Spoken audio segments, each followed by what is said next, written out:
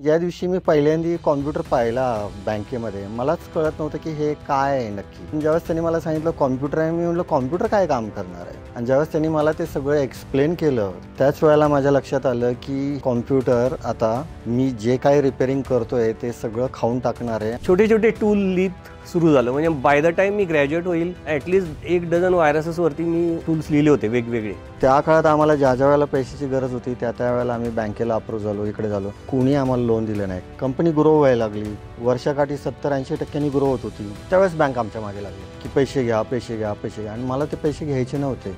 Product release केला आम्ही 95 मध्ये, पण आमची फर्स्ट कॉपी मी म्हणेल सेल करायला 2-2.5 वर्ष लागली. MNCकडे 50 फीचर आहे, मी पण तेच फीचर बनवतो, ह्याच्यावर फोकस नव्हता माझा सगळा फोकस कस्टमरचे चॅलेंज आत्ता कसे सोडवू शकतो. आज दिवसाला साधारण 5.5 ते 6 लाख नवीन व्हायरसेस येतात. फिगर तुम्ही बघा किती एक्सपोनेन्शियली ग्रो झालेला आहे. IPOला जाताना माझ्या वेबसाईटवरती लिहिलेलं होतं बेस्ट अँटीव्हायरस सॉफ्टवेअर.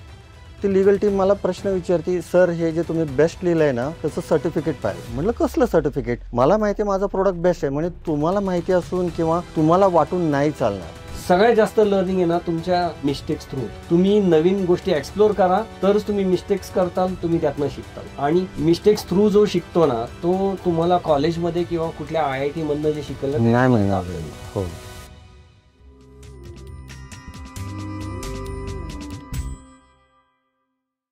नमस्कार, मी विनायक पाचलक आणि थिंकबँकच्या इंडिकॉन्स या विशेष सिरीजमध्ये तुम्हा सगळ्यांचं पुन्हा एकदा मनापासून स्वागत. तुम्हाला माहिती आहे की या सिरीजमध्ये आपण अशा उद्योजकांची गप्पा मारतो की त्यांनी आपल्या मातीत व्यवसाय चालू केला आणि काही 100 कोटींचा टर्नओव्हर, काही 100,000 कोटींचं व्हॅल्युएशन नेलं. जगभरात ज्यावेळी युनिकॉर्न आणि फक्त व्हॅल्युएशनची चर्चा असती अशा वेळेला प्रॉफिटेबल कंपन्या, लिस्टेड कंपन्या आणि ज्यांनी खऱ्या अर्थानं टेक्नॉलॉजीही दिली, वेल्थही दिली अशा कंपन्यांच्या संस्थापकांशी आपण गप्पा मारतो. सो अशीच आजची चर्चा. आणि माझ्याबरोबर आहेत क्विकहिल टेक्नॉलॉजीज या कंपनीचे संस्थापक संजय काटकर सर आणि कैलास काटकर सर. सर स्वागत आहे दोघांचंही थिंकबँकवरती. आणि आपल्यापैकी कुणालाही क्विकहिल माहीत असणार नाही असं नाही आहे. याचं कारण जसा आपल्या घरात PC आला तसा क्विकहिल अँटीव्हायरस आला आणि गेले कित्येक दशकं आपण हा अँटीव्हायरस वापरत आलोय. याची स्टोरी काय आहे ते मला समजून घ्यायचं आहे, त्यांचे फ्युचर प्लॅन्स काय आहेत ते समजून घ्यायचं आहे. आणि त्यासाठीची आजची मुलाखत. स्वागत पुन्हा एकदा दोघांचंही. आणि 90च्या दशकातली सुरुवात तिथपासून आजपर्यंत त्यावेळेला नव्यानं कॉम्प्युटर आला होता. मला असं मी जेवढा रिसर्च केला त्यानुसार आधी CAT सोल्युशन्स म्हणून चालू झालं, मग क्विकहिल झालं. कशी जर्नी होती काय सांगाल? सुरुवात तर कैलास आता तुम्ही म्हटल्याप्रमाणे बरोबर आहे की कॉम्प्युटर हा शब्दच माझ्यासाठी नवीन होता. म्हणजे मी ज्यावेळेस पहिल्यांदा हा शब्द ऐकला त्यावेळेस मला खरंच कळत नव्हतं की ह्याचं नक्की अर्थ काय, म्हणजे नक्की काय होतं. म्हणजे मी आधी कॅल्क्युलेटर रिपेअर करायचो, Facit machine, ledger posting machine repair करायचो आणि ते बरेचसेच बँकेतनी यूज व्हायचं आणि मी तिथे जायचो आणि माझ्याकडे ते असे कॉन्ट्रॅक्ट्स होते. माझा तो व्यवसाय होता छोटासा आणि मी खूप खुशी होतो, म्हणजे हॅपी होतो. मला माहिती होतं की बँकेत हे मशीन्स कायम वापरले जाणार आहेत आणि माझ्या ह्या कामासाठी कुठे मरण नाही. पण ज्या दिवशी मी पहिल्यांदा कॉम्प्युटर पाहिला बँकेमध्ये मलाच कळत नव्हतं की हे काय आहे नक्की. ज्यावेळेस मी बँक मॅनेजरला विचारलं की हे काय आहे बाबा, तो म्हटला हे मशीन आहे आणि हा कॉम्प्युटर आहे. म्हणजे मला तो TV सारखा दिसत होता, पण ज्यावेळेस त्यांनी मला सांगितलं कॉम्प्युटर आहे, मी म्हटलं कॉम्प्युटर काय काम करणार आहे. आणि ज्यावेळेस त्यांनी मला ते सगळं एक्सप्लेन केलं की कॉम्प्युटर कसा यूज होणार आहे बँकेमध्ये, त्याच वेळेला माझ्या लक्षात आलं की हे कॉम्प्युटर आता मी जे काही रिपेअरिंग करतोय ते सगळं खाऊन टाकणार आहे आणि मला शिफ्ट होण्याची गरज आहे आत्ताच्या आत्ता ह्या क्षणाला, लवकरात लवकर. आणि त्यावेळेस मग मी ती कॉम्प्युटरवरती अभ्यास करायला सुरुवात केली, पुस्तकं आणली, अभ्यास केला आणि मग कॉम्प्युटर रिपेअरिंग सेंटर माझं चालू झालं.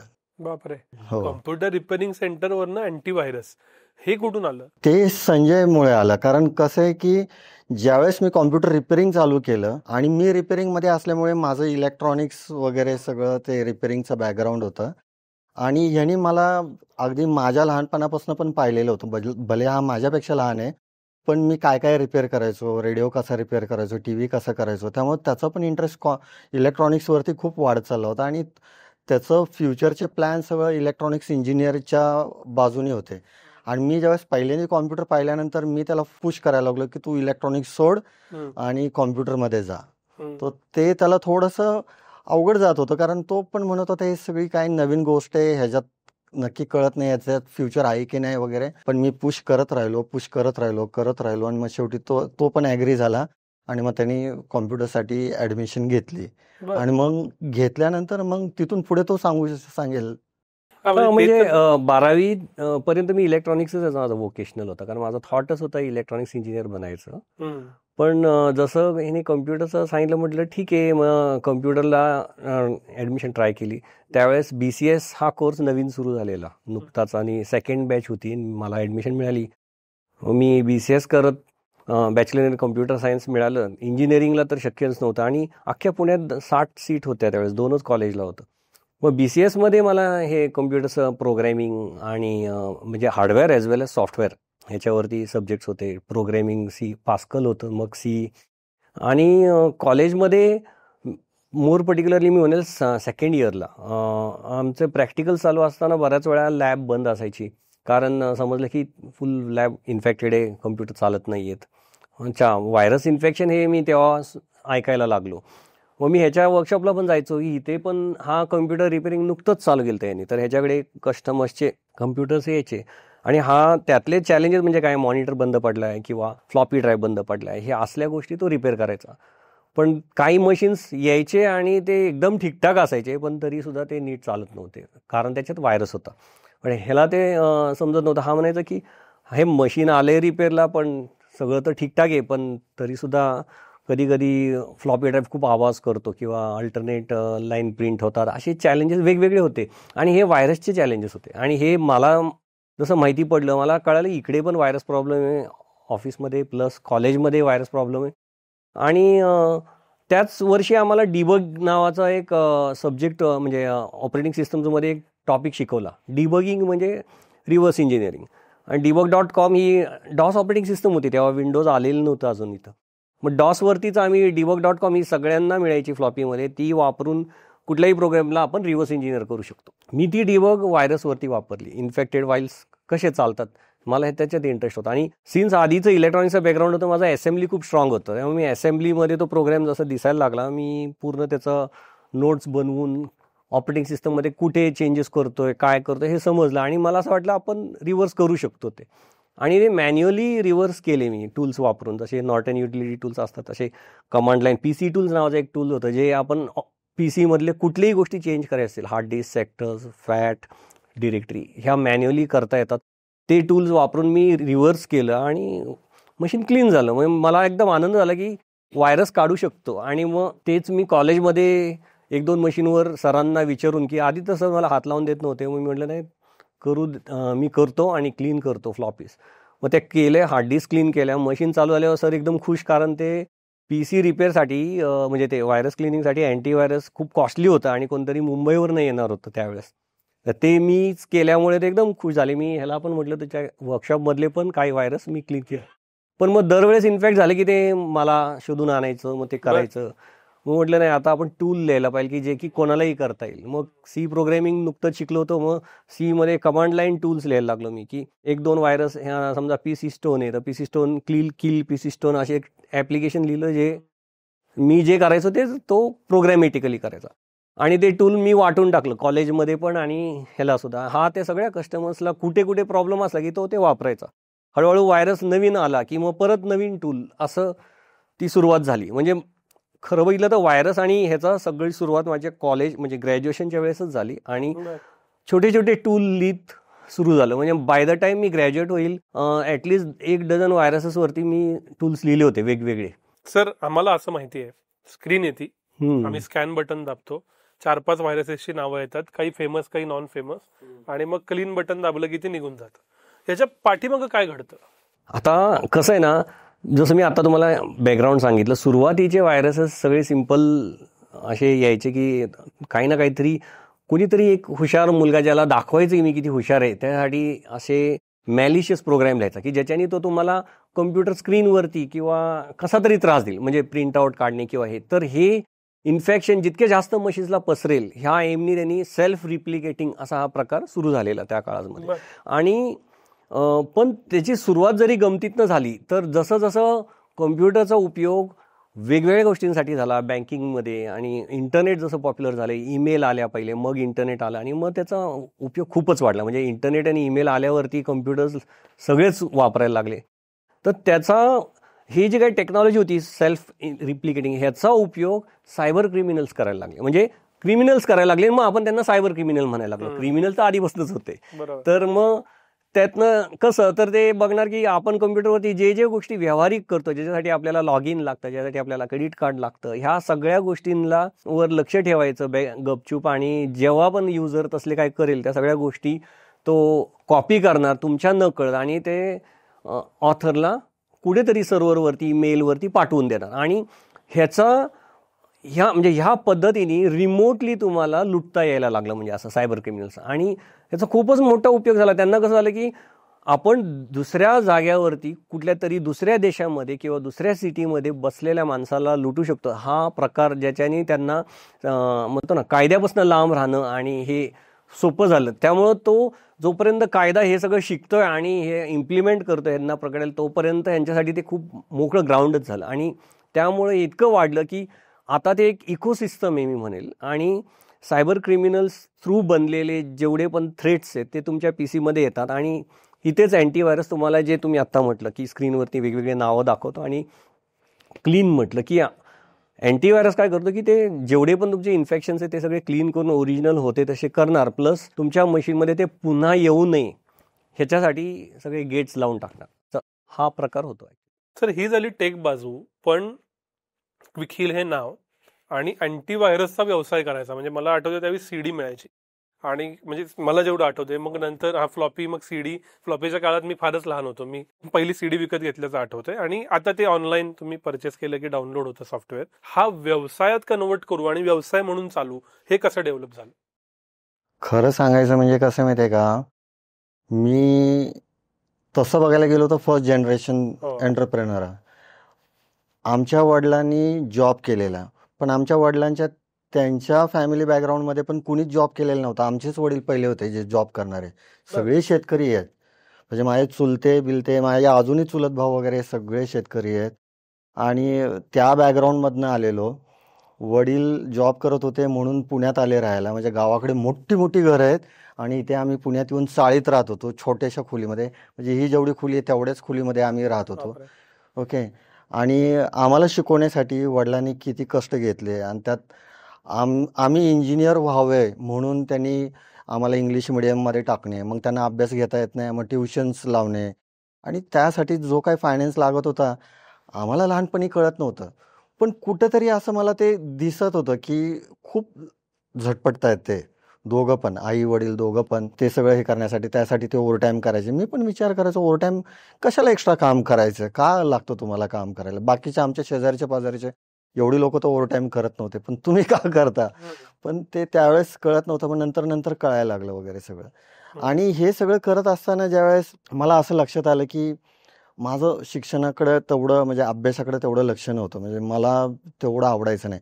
पण काय गोष्टी आहेत ना त्या इनबिल्ड होत्या मध्ये. म्हणजे मी अभ्यास तसं बघायला गेलो तर अभ्यास करायचोच नाही. आणि शाळेमध्ये माझ्या सगळ्या सब्जेक्टला खाली रेड लाईन यायची एक्सेप्ट मॅथ्स आणि सायन्स. असं नाही की मी मॅथ्स आणि सायन्सचा अभ्यास करायचो, पण ते माझ्या इनबिल्डमध्ये होतं की ते कुठलाही त्याच्यातला प्रश्न आला की माझं ते बरोबर उत्तर यायचे. आणि उत्तरं पण ती अशी एकदम हाय लेवलला. म्हणजे मला ऑलमोस्ट 80-90% भेटायचे ह्या 2 सब्जेक्ट्सवरती, बाकी सगळ्यांमध्ये रेड लाईन.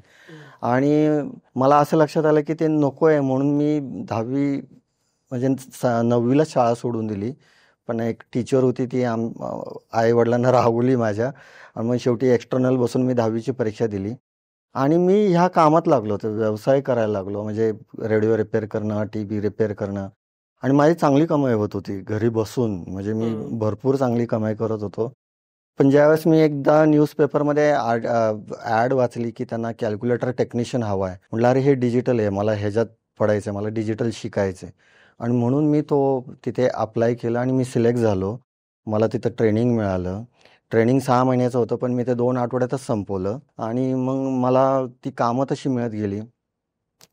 छोटंसं वर्कशॉप होतं त्यामुळे ना तिथे सगळी कामं करावी लागत होती. आणि त्यामुळे मी असं ऑलराऊंडर होत गेलो. म्हणजे बुक किपिंगपासनं अकाउंटिंगपासनं सगळंच कस्टमरचं इनव्हॉइसिंग म्हणजे वगैरे. आजच्या भाषेत स्टार्टअप होता. हां, स्टार्टअप होता आणि त्याच्यामुळे ते सगळी कामं करत असल्यामुळे ते सगळं शिकायला मिळालं. मग नंतर मला असं वाटलं की मी जेवढं काम करतोय त्याचा तेवढा मोबदला मला मिळत नाही आहे आणि तिथे न काम करणाऱ्या लोकांना जास्त मिळत होता.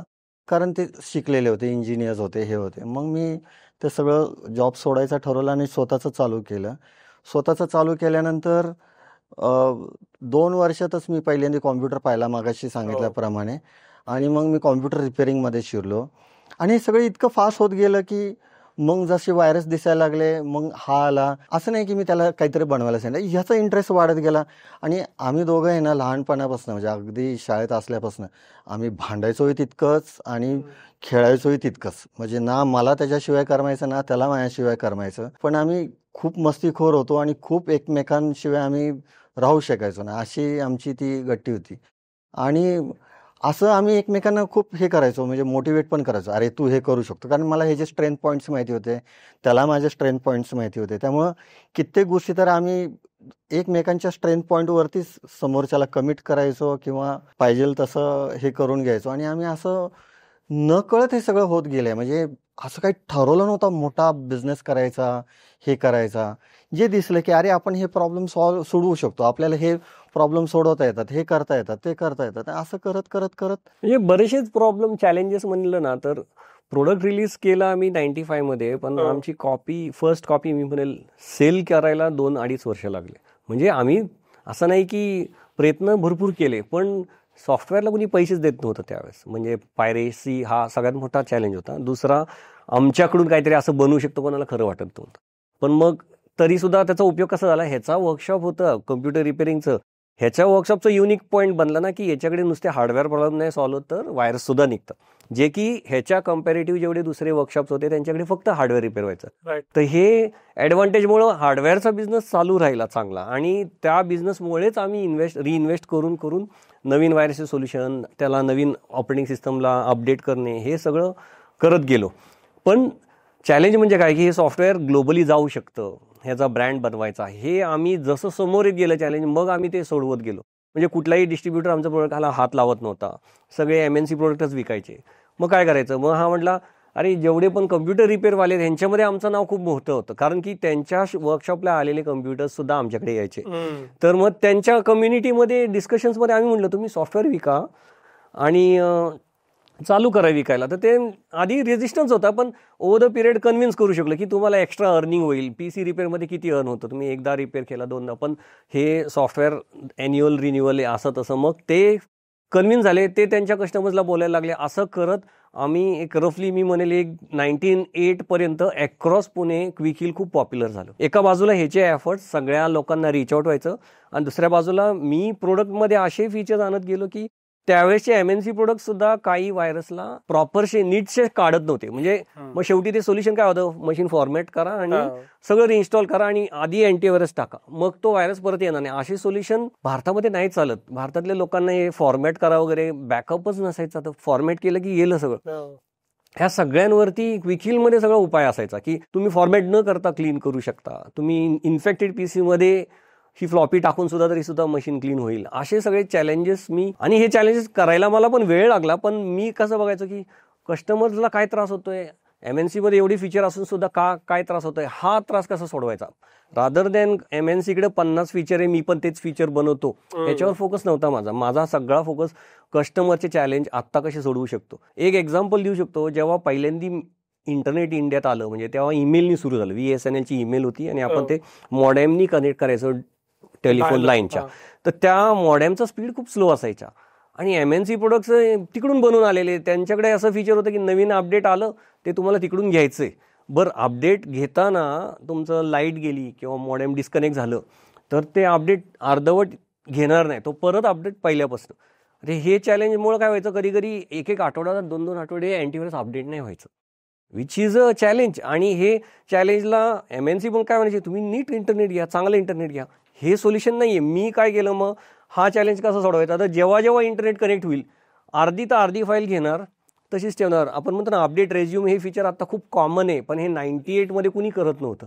क्विकहिल हे पहिलं अँटीव्हायरस होतं की जे अपडेट रेझ्यूम फीचर आणलं की अपडेट लाईट गेली, हे झालं, व्हायरस काढताना सुद्धा लाईट गेली, त्यावेळेसचं जे स्टेटस होतं तसंच ठेवून नेक्स्ट बूटला लाईट आल्यावरती तिथूनच चालू करायचं. ह्या सगळ्या गोष्टी क्विकहिलमध्ये बनवल्या आणि त्याच्यामुळे खूप ट्रस्ट वाढला लोकांचा आणि तो ब्रँडला हेल्प झाला. म्हणजे टेक्नॉलॉजिकली मी खूप फोकस फीचर्स डिफरन्शिएटर्सवर केला आणि ह्यांनी जे सॉफ्टवेअर विकत नाही त्यांना सॉफ्टवेअर विकायला शिकवलं आणि हे कॉम्बिनेशनने आम्ही पुणे, मग हळूहळू पुण्याच्या बाहेर दुसरे सिटीज असं करत करत तो ब्रँड बनवला. आणि लिटरली आम्ही MNCsला फाईट करू शकेल असं तेव्हा वाटलं नव्हतं, पण विदिन 5 to 8 years आम्ही इंडियाज नंबर 1 बनलो. त्या पण अशी फिलिंग कधी आली की वी हॅव अराइव्हड, म्हणजे ब्रँड बनणं भाग वेगळा पण स्वतःला वाटणं की अरे बाबा आता आपण एस्टॅब्लिश झालोय, असं कधी वाटलं?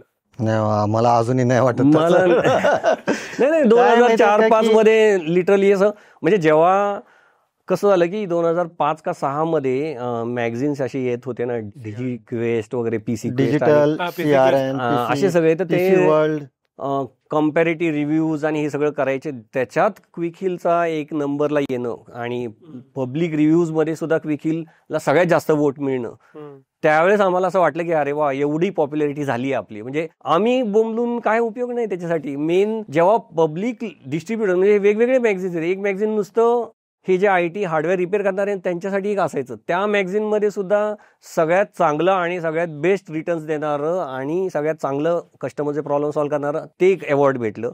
आणि PC क्वेस्ट वगैरेमध्ये technologically best, feature wise best, कन्झ्युमरचे सगळे प्रॉब्लेम सॉल्व्ह करतात असे जे अवॉर्ड्स आणि नंबर 1 मिळत गेलं आणि ते कंटिन्युअसली पुढचे 10 वर्ष वगैरे असं मिळालं, तेव्हा खूप मस्त वाटलं. असं म्हणजे कसं आहे ना की भले आम्ही 2005 पासूनच सगळ्या ह्या मीडियाच्या ह्याच्यामध्ये आम्ही नंबर 1 पोझिशनला आहोत, पण माझ्यासाठी कसं माहिती आहे का की रोज नवीन चॅलेंजेस येतात. म्हणजे मला असं दिसतं अरे नंबर 1 आज आपण आहोत, उद्या राहू की नाही, ते त्यासाठी खूप एफर्ट घ्यावे लागतात. म्हणजे आजच्या तारखेला अँटीव्हायरस हे खूप कमोडिटी झालेले आहे. त्या काळामध्ये अँटीव्हायरस हे कमोडिटी नव्हतं, हे एक सोल्युशन होतं. म्हणजे ते असं एक वेगळं कन्सिडर केलं जायचं की नाही ह्याला काहीतरी एक वेगळं हे लागतं. पण आताचे चॅलेंजेस पण इतके वेगळे आलेले आहेत. म्हणजे आता डेटा प्रायव्हसीचं झालं आणि आता हे डिजिटल ह्याच्यामुळे लाईक स्मार्टफोन्स आणि ह्याच्यामुळे आहे ना सायबर क्राईमचा प्रकार कुठल्या कुठं गेलेला आहे आणि प्रत्येकाचे एक्सपेक्टेशन्स फ्रॉम सायबर सिक्युरिटी कंपनीचे आहे ना खूप वाढलेले आहेत, खूप वाढलेले आहेत. आता त्यातले सगळे तो फुलफिल नाही करू शकत, पण मग आपण काय काय करू शकतो आणि त्याच्यावरती किती एफर्ट घ्यावे लागेल, काय काय करावं लागेल. आणि हे आहे म्हणजे भले संजयने ज्यावेळेस चालू केलं त्या काळामध्ये कॉलेजेसमध्ये असे 30 आणि 60च सीट होते. आज इथे लाखांमध्ये आहेत, पण हे पण कमीच पडत आहेत. म्हणजे त्या काळात तर ते कमी होतेच होते. आजचे जे लाखांमध्ये बाहेर पडतायत ना ते सुद्धा कमी पडतील. कारण पहिली गोष्ट तर त्या क्वालिटीचं एज्युकेशन नाही आहे आत्ता कॉलेजेसमध्ये. जसं हा ज्यावेळेस करत होता त्या काळामध्ये जे शिकवत होते वगैरे जे शिकवत होते, आजकाल तसं नाही. आजकाल सगळं रेडीमेडवालं गोष्टी शिकवल्या जातात. आणि आमच्या असल्या सायबर सिक्युरिटीच्या कामासाठी ज्या क्वालिटीचं स्किल लागतं त्याच क्वालिटीचं स्किल आज मार्केटमध्ये अवेलेबल नाही. I think Sanjay will able to tell you that. कारण इतकं चॅलेंज आहे की त्याच्यातनं ते निवडायची पोरं, त्यांना नंतर शिकवायचं. शिकवण्यामध्ये 6 महिने 9 महिने जातात आणि त्याच्यानंतर ते आउटकम यायला सुरुवात होतो. असं आहे. मला आजच्या सायबर सिक्युरिटीवर यायचंय, उद्या भविष्याविषयी बोलत आहे, पण त्याच्या आधी तुम्ही बूटस्ट्रॅप करत आलात, म्हणजे शिकत आलात. आजच्या भाषेत जेव्हा IPO हे ड्रीम असतं कंपन्यांचं, त्याचं कित्येक वर्ष आधी तुमचा IPO झालेला होता. सो एक व्यवसाय करणं हा भाग वेगळा, पण ही जी लाईन आहे म्हणजे जी आत्ता ज्याला प्रचंड ग्लॅमरस आहे, investment, unicorn, PE ratio, IPO, ह्या जर्नीकडे कसं काय गेलं, तीच मला क्युरियोसिटी आहे की काय कशी घडली. कसं आहे माहिती आहे का की ज्या वेळेस आम्हाला खरंच पैशाची गरज होती, म्हणजे मी सांगतो आमचं तर 2000 म्हणजे 1999-2000 इयर्स आली आमची अशी हालत झाली होती की आम्हाला एम्प्लॉईजला पगार देण्या इतपत पण आमचं कलेक्शन होत नव्हतं. आणि अडचण अशी झाली होती की आम्ही दोघं तर सारखं असं, आणि आमच्याकडे असे एवढीशा रूममध्ये केबिन नव्हती की जिथे आम्ही दोघं डिस्कस करू शकू. घरी जाऊन बसून बोललं तर आई बाबा पण ऐकतील की अरे यांचं काय डिस्कशन चाललंय, का भांडतायत हे. म्हणून आम्ही असं कुठेतरी ग्राउंडवरती जाऊन आम्ही बसून आमचं असं वॉर रूम क्रिएट केली होती की अरे काय करायला पाहिजे, हे एवढे चॅलेंजेस आहेत, इकडे फंडचा प्रॉब्लेम आहे, तिकडे फंडचा प्रॉब्लेम. किती वेळेला आम्ही ठरवायचो की बंद करू आणि जॉब करू, पण परत तिथून मिटिंग करून असं बाहेर पडताना म्हणायचं आपण 2 महिने अजून वाट बघू, 3 महिने अजून वाट बघू, असं करत करत 3-4 मीटिंगमध्ये आम्ही असंच 2 महिने करत सरकलो आणि नंतर थोडासा तो ब्रेक इव्हन झाला आणि मग आम्ही सरकलो. म्हणजे त्या काळात आम्हाला ज्या वेळेला पैशाची गरज होती त्या वेळेला आम्ही बँकेला अप्रूव्ह झालो, इकडे झालो. कुणी आम्हाला लोन दिलं नाही, कारण ते म्हणे की तुमच्याकडे असं काही नाहीये घाण ठेवायला, सॉफ्टवेअर आहे, आम्ही ठेवू शकत नाही घाण. आज तो मोठा चॅलेंज होता आणि त्या काळात ते VC हा कॉन्सेप्टच नव्हता, पण कसं तरी आम्ही मॅनेज केलं. आणि ज्यावेळेस आमच्याकडे आता एवढं सगळं आलं, प्रोडक्ट एवढं पॉप्युलर झालं, सगळ्या शहरांमधून तसं प्रोडक्टची मागणी आली, पैसे यायला लागले, कंपनी ग्रो व्हायला लागली, वर्षाकाठी 70-80% ग्रो होत होती, त्यावेळेस बँक आमच्या मागे लागले की पैसे घ्या पैसे घ्या पैसे घ्या. आणि मला ते पैसे घ्यायचे नव्हते. पण मग नंतर मला असे काही ॲडवायझर भेटले जे नंतर पुढे फ्रेंड झाले माझे, त्यांच्याकडून मला फायनान्स खूप शिकायला मिळालं. आणि मग जसं फायनान्सचा कॉन्सेप्ट, कारण मी आधी आहे ना अकाउंटिंग आणि फायनान्स दोघांना एकच समजायचो, मला त्याच्यातला डिफरन्स एवढा माहीतच नव्हता. पण नंतर अशा काही लोकांथ्रू आहे ना मला ते जसं जसं कळायला लागलं तसं तसं माझा तो इंटरेस्ट वाढायला लागला आणि तशी तशी ती रिस्क घेण्याची कॅपॅसिटी वाढायला लागली. मला असं वाटायला लागलं की नाही, हे करायला पाहिजे, हे करायला पाहिजे, हे करायला पाहिजे. मग मी पहिल्यांदा PE फंडर घेतला, जो 2010 साली घेतला. तो PE फंडर सिक्वोया होता.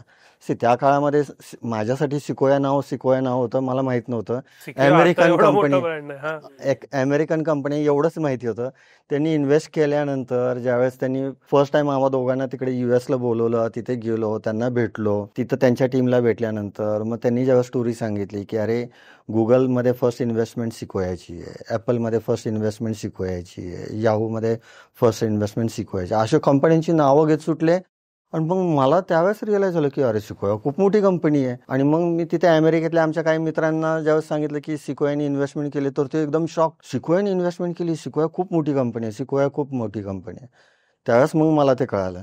आणि सिक्वोया कंपनी बोर्डवरती आल्यानंतर स्टेक होल्डर झाल्यामुळे त्यांच्याकडून भरपूर शिकायला मिळालं. म्हणजे त्यांची ज्यावेळेस टीम 1-2 महिन्यातनं एकदा यायची, वेळ स्पेंड करायची, पुण्यात येऊन राहायचे 2-2 दिवस. त्याच्यामुळे कसं आहे ना की ते अकाउंट फायनान्स ह्याच्यातला डिफरन्स, पुढे काय करायला पाहिजे, प्लॅनिंग कसं करायला पाहिजे, हे कसं करायला पाहिजे, हे सगळं शिकत असताना मग माझा तो इंटरेस्ट वाढत गेला.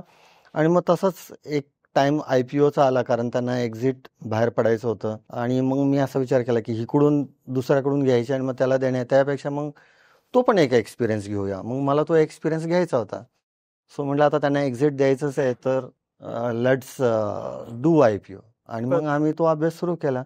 आणि खूप खूप डीप आहे ह्या सगळ्या गोष्टी, इतक्या डीप आहे. म्हणजे साधं PE कडून जरी फंड घ्यायचं म्हटलं तर ते दिसतं एवढं सिम्पल, तेवढं सिम्पल नाही आहे. इतकं डीप आहे, इतकं डीप आहे, इतकं डीप आहे की त्यांच्यासमोर पिच कसं करायचं, त्याची तयारी कशी करायची, ते लोक काय पॅरामीटर्स बघत असतात, ह्यातलं काही माहीत नसताना ते सगळं लर्न करत गेलो. व्हॅल्युएशन कसं राईट घ्यायचं, IPO मध्ये पण जाताना कसं, सेबीचे काय रूल असतात, कसं असतं, सरकारचे रूल कसे असतात, ROCचे रूल कसे असतात, आणि सगळ्यात मुख्य सेबीचे खूप रूल्स आहेत आणि हे सगळं लर्न करायला मिळत होतं. म्हणून माझा तो इंटरेस्ट वाढत गेला आणि तसं ते केलं. मग मी ते IPO, गव्हर्नन्सच इम्प्रूव्ह होऊन जातं ना, त्याच्याने सगळं चेंज झालं. इनफॅक्ट सिक्वोया आल्यावरतीच ते सगळ्या board meetings, quarterly board meetings, त्याचे फाइंडिंग्स, क्वार्टरली आपण अकाउंट्स क्लोज करायला पाहिजे, हे ते आल्यावरती सुरू झालं. पण लिस्टिंग झाल्यानंतर तर खूप प्रकारचे रिपोर्टिंग करावं लागायचं सेबीला. नाही, मी त्याच्यावर येणार आहे, लिस्टिंगचे काय पुढे बदलतं. पण त्याच्या आधी असं आपण गृहीत धरू की 2005 ते 25 या 20 वर्षामध्ये आपल्या भोवतीचे डिजिटल खूप फास्ट बदललं. IT कंपन्या आल्या, PCची जागा लॅपटॉपनं घेतली, लॅपटॉपची जागा स्मार्टफोननं घेतली. कोविड नंतर घरातच काम करायला लागले, मग पुन्हा सिक्युरिटीचे प्रश्न तयार झाले. आणि असं म्हणतात की चोर पोलिसांच्या कायम एक पाऊल पुढे असतात. म्हणजे तुम्ही एकाचं सोल्युशन शोधाल तोपर्यंत दुसरा व्हायरस, दुसरी थ्रेट, दुसरी क्राईम काहीतरी घडेल. 20 वर्ष स्वतःला कसं रिलेव्हंट ठेवलं तुम्ही? ह्याच्यात तू राईटली पॉईंट केलं. कसं आहे ना, जसं मी मगाशी सांगितलं, सुरुवात सिम्पल व्हायरसनी झाली. लोक व्हायरस म्हणजे असं फन म्हणून लिहित होते. नंतर सायबर क्रिमिनल्स इन्व्हॉल्व्ह झाले, जसा तो व्यवहारासाठी यूज व्हायला लागला. पण सायबर क्रिमिनल्समध्ये पण खूप वेगवेगळे प्रकार आहेत. छोटे मोठे लाईक सोशल मीडिया पॉप्युलर झाले तर छोटे मोठ्या चोऱ्या म्हणजे काय की तुमचे सोशल मीडियाचे अकाउंटचे क्रेडेन्शियल चोरायचे, कोणाला तरी विकायचे, कोणतरी दुसऱ्या मार्केटमध्ये ते डार्क वेबवरती ते बाय करतात. म्हणजे छोटे मोठे झाले. पण नंतर जरा मोठ्या लेवलचे म्हणजे क्रिप्टो एक्सचेंजेसला लुटायचं, क्रिप्टो वॉलेट्स लुटायचे. आणि त्याच्यापेक्षा मोठे म्हणजे मग डायरेक्ट मोठे हाइस्ट करायचे, बँक ब्रीच करून त्याच्यातनं पैसे इकडचे तिकडे. आणि हे जसे जसे ते हॅकर्स पण शिकत गेले तसे तसे त्यांच्यामध्ये प्रकार होत गेले आणि मी हे सगळं ऑब्झर्व केलं एवढ्या वर्षामध्ये की खूप चेंज झाले. आणि ह्याच्या व्यतिरिक्त कम्प्युटर्सचा उपयोग नुसते सायबर क्रिमिनल्स नाही तर हे दुसरे लोक ज्यांना त्यांचं मत मांडायचं म्हणजे जसं की हॅक्टिव्हिस्ट आम्ही म्हणतो त्यांनी सुद्धा व्हायरसच हात धरला आणि त्यांचं मत मांडण्यासाठी ब्रीचेस करायला लागले. म्हणजे की एखाद्या माणसाला एखादी कंपनी काय करते हे प्रूव्ह करायचं आहे की ते रॉंग करतायत आणि तो एन्व्हायरमेंटलिस्ट समजा एखादी कंपनी एन्व्हायरमेंटला धोका निर्माण करते तर ती कंपनी इतकी कॉर्पोरेट असल्यामुळे त्याला काय करता येत नव्हतं पहिल्यांदा. पण आता काय करतात हे हॅकर्स बनतात, हॅकर्सच्या मदतीने त्या कंपनीचं सगळं चोरून सगळ्यांना पब्लिश करून टाकतात. दुसऱ्या बाजूला कम्प्युटर्सचा नेटवर्कचा उपयोग पूर्ण इन्फ्रास्ट्रक्चर त्याच्यावर डिपेंड व्हायला लागला आणि देशांची इकॉनॉमी त्याच्यावर डिपेंड व्हायला लागली. जसं ते झालं त्याचा उपयोग आपल्याला म्हणतो ना सायबर वॉरसाठी व्हायला सुरू झाला. म्हणजे की एखाद्या इकॉनॉमीला डिस्टर्ब करायचं असेल तर तुम्ही त्यांचं नेटवर्क डिस्टर्ब करा. आणि हे जेव्हा सुरू झालं तेव्हा हे 2009-10 पासनं बऱ्यापैकी जेवढे पण छोटे मोठे वॉर व्हायचे त्याच्या आधी सायबर वॉर सुरू व्हायला लागले. आणि आता जे डेव्हलप्ड कंट्रीज आहेत हे कॉन्स्टंटली सायबर वॉरमध्ये इन्व्हॉल्व असतात. म्हणजे आपण आता इतका प्रगतशील देश आहे पण मग आपल्या नेटवर्क्सवरती कंटिन्युअस हमला होत असतो. तर ह्याच्यावरती सायबर क्रिमिनल हा एक मी म्हणेल 70-80% पार्ट आहे. पण ह्या 30% जो प्रकार आहे तो सायबर वॉरचा प्रकार आहे. म्हणजे एस्पोनेज करतात. म्हणजे चायनीज हॅकर्स हे आपल्या बँक्सपासून आपल्या गव्हर्नमेंट डिपार्टमेंट्सपासून अगदी नॉर्मल लोकांपर्यंत पोहोचलेले आहेत आणि आपल्याला असं वाटतं ते काय करणार करून. पण आता आपण त्याचा उपयोग बघू शकतो की हे जे काय AI आणि अल्गोरिदम्स बनत आहेत ह्याला जो डेटा लागतो हे ह्याच्या थ्रू गोळा करून हॅकर्स त्याचा उपयोग करतात. AI वापरून नेक्स्ट अटॅक सफोस्टिकेटेड प्लॅन करतात. तर ह्याच्यासाठी ते सगळा डेटा फ्रीली इन्फेक्ट करून आपलं ते लोकांकडून जे काय मिळतो म्हणजे काही असू शकतो. एखादा कॉलेजचा प्रोफेसर आहे, एखादा CA आहे, एखादा कोणी डॉक्टर आहे, सगळा डेटा गोळा होतोय आणि तो डेटा गोळा करून ते अटॅक करतात. तर मला म्हणायचं की as a cyber security company आम्हाला ह्या सगळ्यांपासून आमच्या कस्टमर्सला वाचवायचं असतं. मग तो स्टेट स्पॉन्सर्ड अटॅकर जेव्हा मी म्हणतो हे देशांचे अटॅक असतात ते त्याला स्टेट स्पॉन्सर्ड अटॅकर्स म्हणतो. आणि मग सायबर क्रिमिनल्स आहेत आणि मग सायबर क्रिमिनल्समध्ये सगळ्यात मोठा प्रकार सध्या रॅन्समवेअरचा आहे की जे तुमचं सगळं एन्क्रिप्ट करून लॉक लावून तुम्हाला खंडणी वसूल करतात.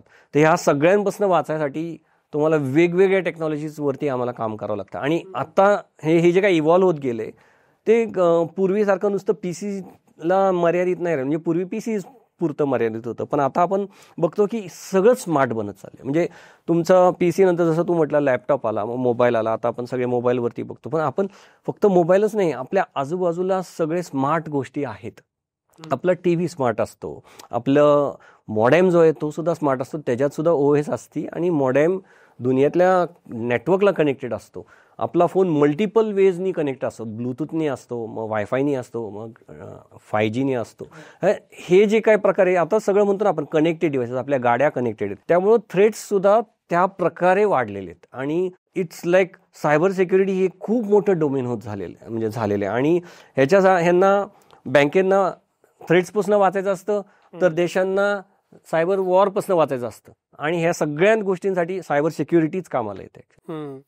हे इंडिव्हिज्युअल व्यक्तीसाठीची गोष्ट वेगळी B2C, कारण असं म्हणू की रिस्क वरती कमी लागतं आणि शेवटी इंडिव्हिज्युअल व्यक्ती आहे. पण ज्यावेळी तुम्ही B2B व्यवसाय करता, कारण तुमची तीही एक विंग आहे, त्यावेळी एखाद्या संस्थेचं एखादा तरी डेटा जाणं हा कदाचित ब्रीच असू शकतो. सो आता तुम्ही सांगताना मला असं वाटलं की हे गोलकीपर सारखं आहे की 99 गोल वाचवल्याचं काही कौतुक नाही, पण एक गोल गेली की तुम्ही वाईट आहात.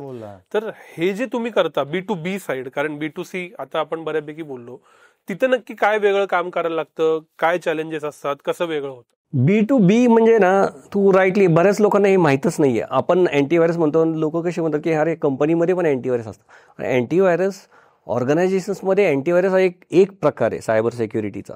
त्या अँटीव्हायरस बरोबर तुम्हाला फायरवॉल लागतो, तुम्हाला IDS IPS म्हणजे इंट्रुजन डिटेक्शनची एक वेगळी टेक्नॉलॉजी लागते, त्याच्याबरोबर तुम्हाला mail protection, mail servers, anti spam आणि त्याच्याबरोबर डेटा लीक प्रिव्हेन्शन. जसं मी म्हटलं डेटा चोरल्या जात होतं, डेटा लीक प्रिव्हेन्शन नावाचं हे खूप कॉमन झालेलं आहे टूल, जे की तुमच्या ऑर्गनायझेशनमधनं कुठे डेटा लीक तर होत नाही. आता लीक होण्याचे प्रकार दोन आहेत. एक तो सायबर एस्पिओनेज थ्रू कुठला थ्रेट कॉपी करतोय, दुसरा तुमचा इंटरनल थ्रेटच, म्हणजे कुठला तरी एम्प्लॉईज तो डेटा कॉपी करून घेऊन जातोय.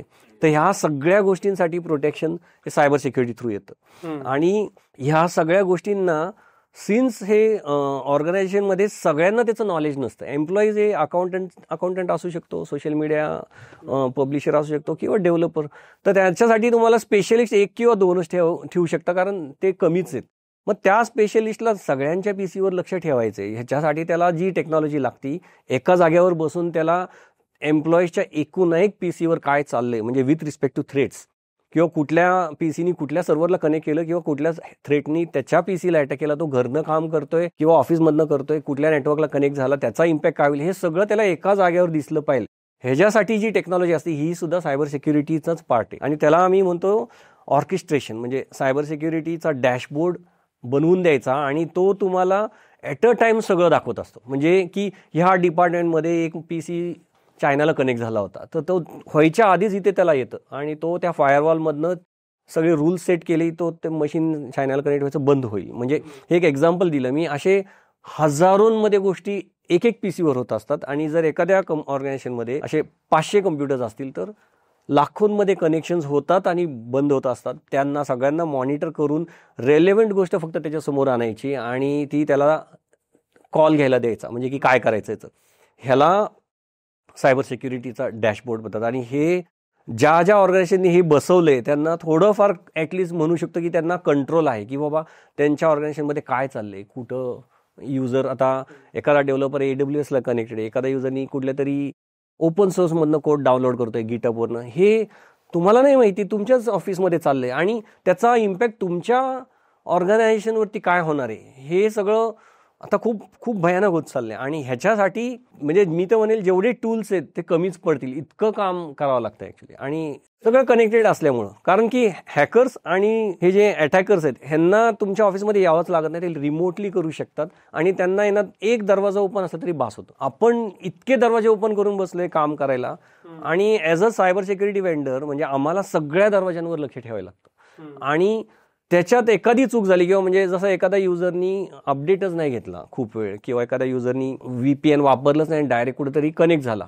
थोड्या वेळासाठी तो दार उघडला आणि थ्रेट घुसला, हे खूप प्रकार होतात. आणि त्याच्यामुळे रॅन्समवेअर अटॅक म्हणा किंवा हे होत असतात ऍक्च्युली. मी याच्या बिझनेस अँगलकडे येतो. अगदी थेट प्रश्न असा विचारायचा झाला तर अँटीव्हायरसला मला अनुभव आला चांगला, की मी दुसऱ्याला सांगतो की विखील घे रे, बाकीचे नको. B2B बिझनेसमध्ये ज्यावेळी इतकी मोठी थ्रेट आहे त्यावेळी being an Indian upstart business कसा मिळवलात? म्हणजे त्याच्यात मॅकेफी आहे, नॉर्टन आहे, ग्लोबल ब्रँड आहेत ना. B2B सिक्युरिटी हा काय असा म्हणजे साधा विषय नाही आहे.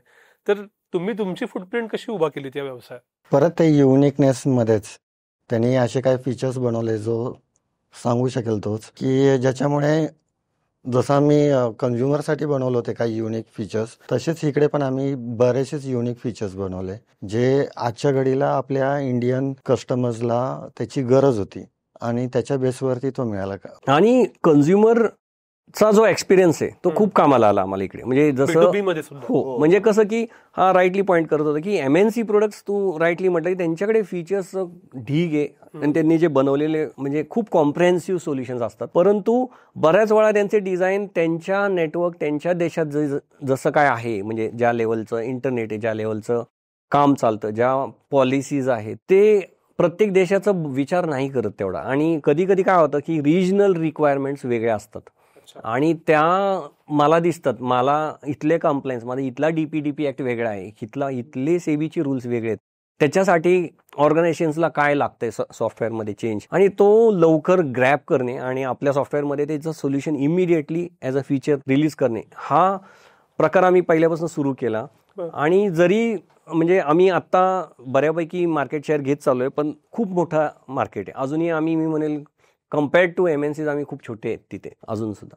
कारण आमची ती सुरुवात आमचा IPO आले त्यानंतर सुरू केली. 8-9 वर्ष झाले असतील. आम्ही सेक्राईट नावाचा ब्रँड आणलाय ज्याच्यामध्ये सगळेच एंटरप्राइज रिलेटेड सिक्युरिटी आहे. परंतु देशाची बाजारपेठ सायबर सिक्युरिटीची आपल्या कम्पेअर्ड टू ग्लोब ही खूप छोटी आहे. म्हणजे B2B बिझनेस इंडियामध्ये सायबर सिक्युरिटीमध्ये जर आपण फक्त करत राहिलो तर आपण लवकर ग्रो नाही होऊ शकणार. कारण की ग्लोबल सायबर सिक्युरिटीचा 5 ते 7% कॉन्ट्रीब्यूट करतो आपण भारतातनं. म्हणजे with respect to I am saying की बाजार म्हणजे तुम्हाला मोठ्या MNCs बरोबर कॉम्पीट करायचं असेल तर तुम्हाला ग्लोबली जावंच लागणार आणि तिथला मार्केट शेअर घ्यावं लागणार, जो की थोडा एवढाही सोपा नाहीये प्रोडक्टच्या साठी. ग्लोबल स्टँडर्ड्सना इंडियनाइज करणं वेगळं आणि इंडियन कंपनीनं ग्लोबल जाणं, स्ट्रिंजंट नॉर्म्स करणं वेगळं. तर ही डेव्हलपमेंट तुम्ही कशी करताय?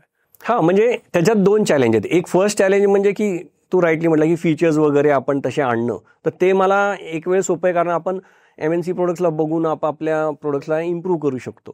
पण at the same time global मार्केटमध्ये ब्रँडिंग अचीव्ह करणं, लोकांना आपलं प्रोडक्ट घ्यायला लावणं, ह्याच्यासाठी जो खर्च आहे, म्हणजे आपण एस्टॅब्लिश व्हायचा असेल तर तिथल्या लोकांमध्ये आपला ब्रँड बसला पाहिजे डोक्यामध्ये आणि तो ट्रस्ट आला पाहिजे. कारण सायबर सिक्युरिटी खूप ट्रस्टवरती जातो, तर तो थोडा टाइम कन्झ्युमिंग आहे आणि चॅलेंज तो आम्ही शिकतोय. कारण आम्ही मग राईट लोक हायर करणे ज्यांना त्याचा एक्सपिरियन्स आहे आणि त्यांच्या थ्रू वेगवेगळे एक्सपेरिमेंट करणे आणि असं करत ॲटलिस्ट आम्ही म्हणेल की काही रिजन्स आहेत, जसं युरोप आहे, certain regions of Africa, certain regions of south east Asia like Philippines, Indonesia, इथे आम्हाला बऱ्यापैकी असं सक्सेस मिळत चाललंय.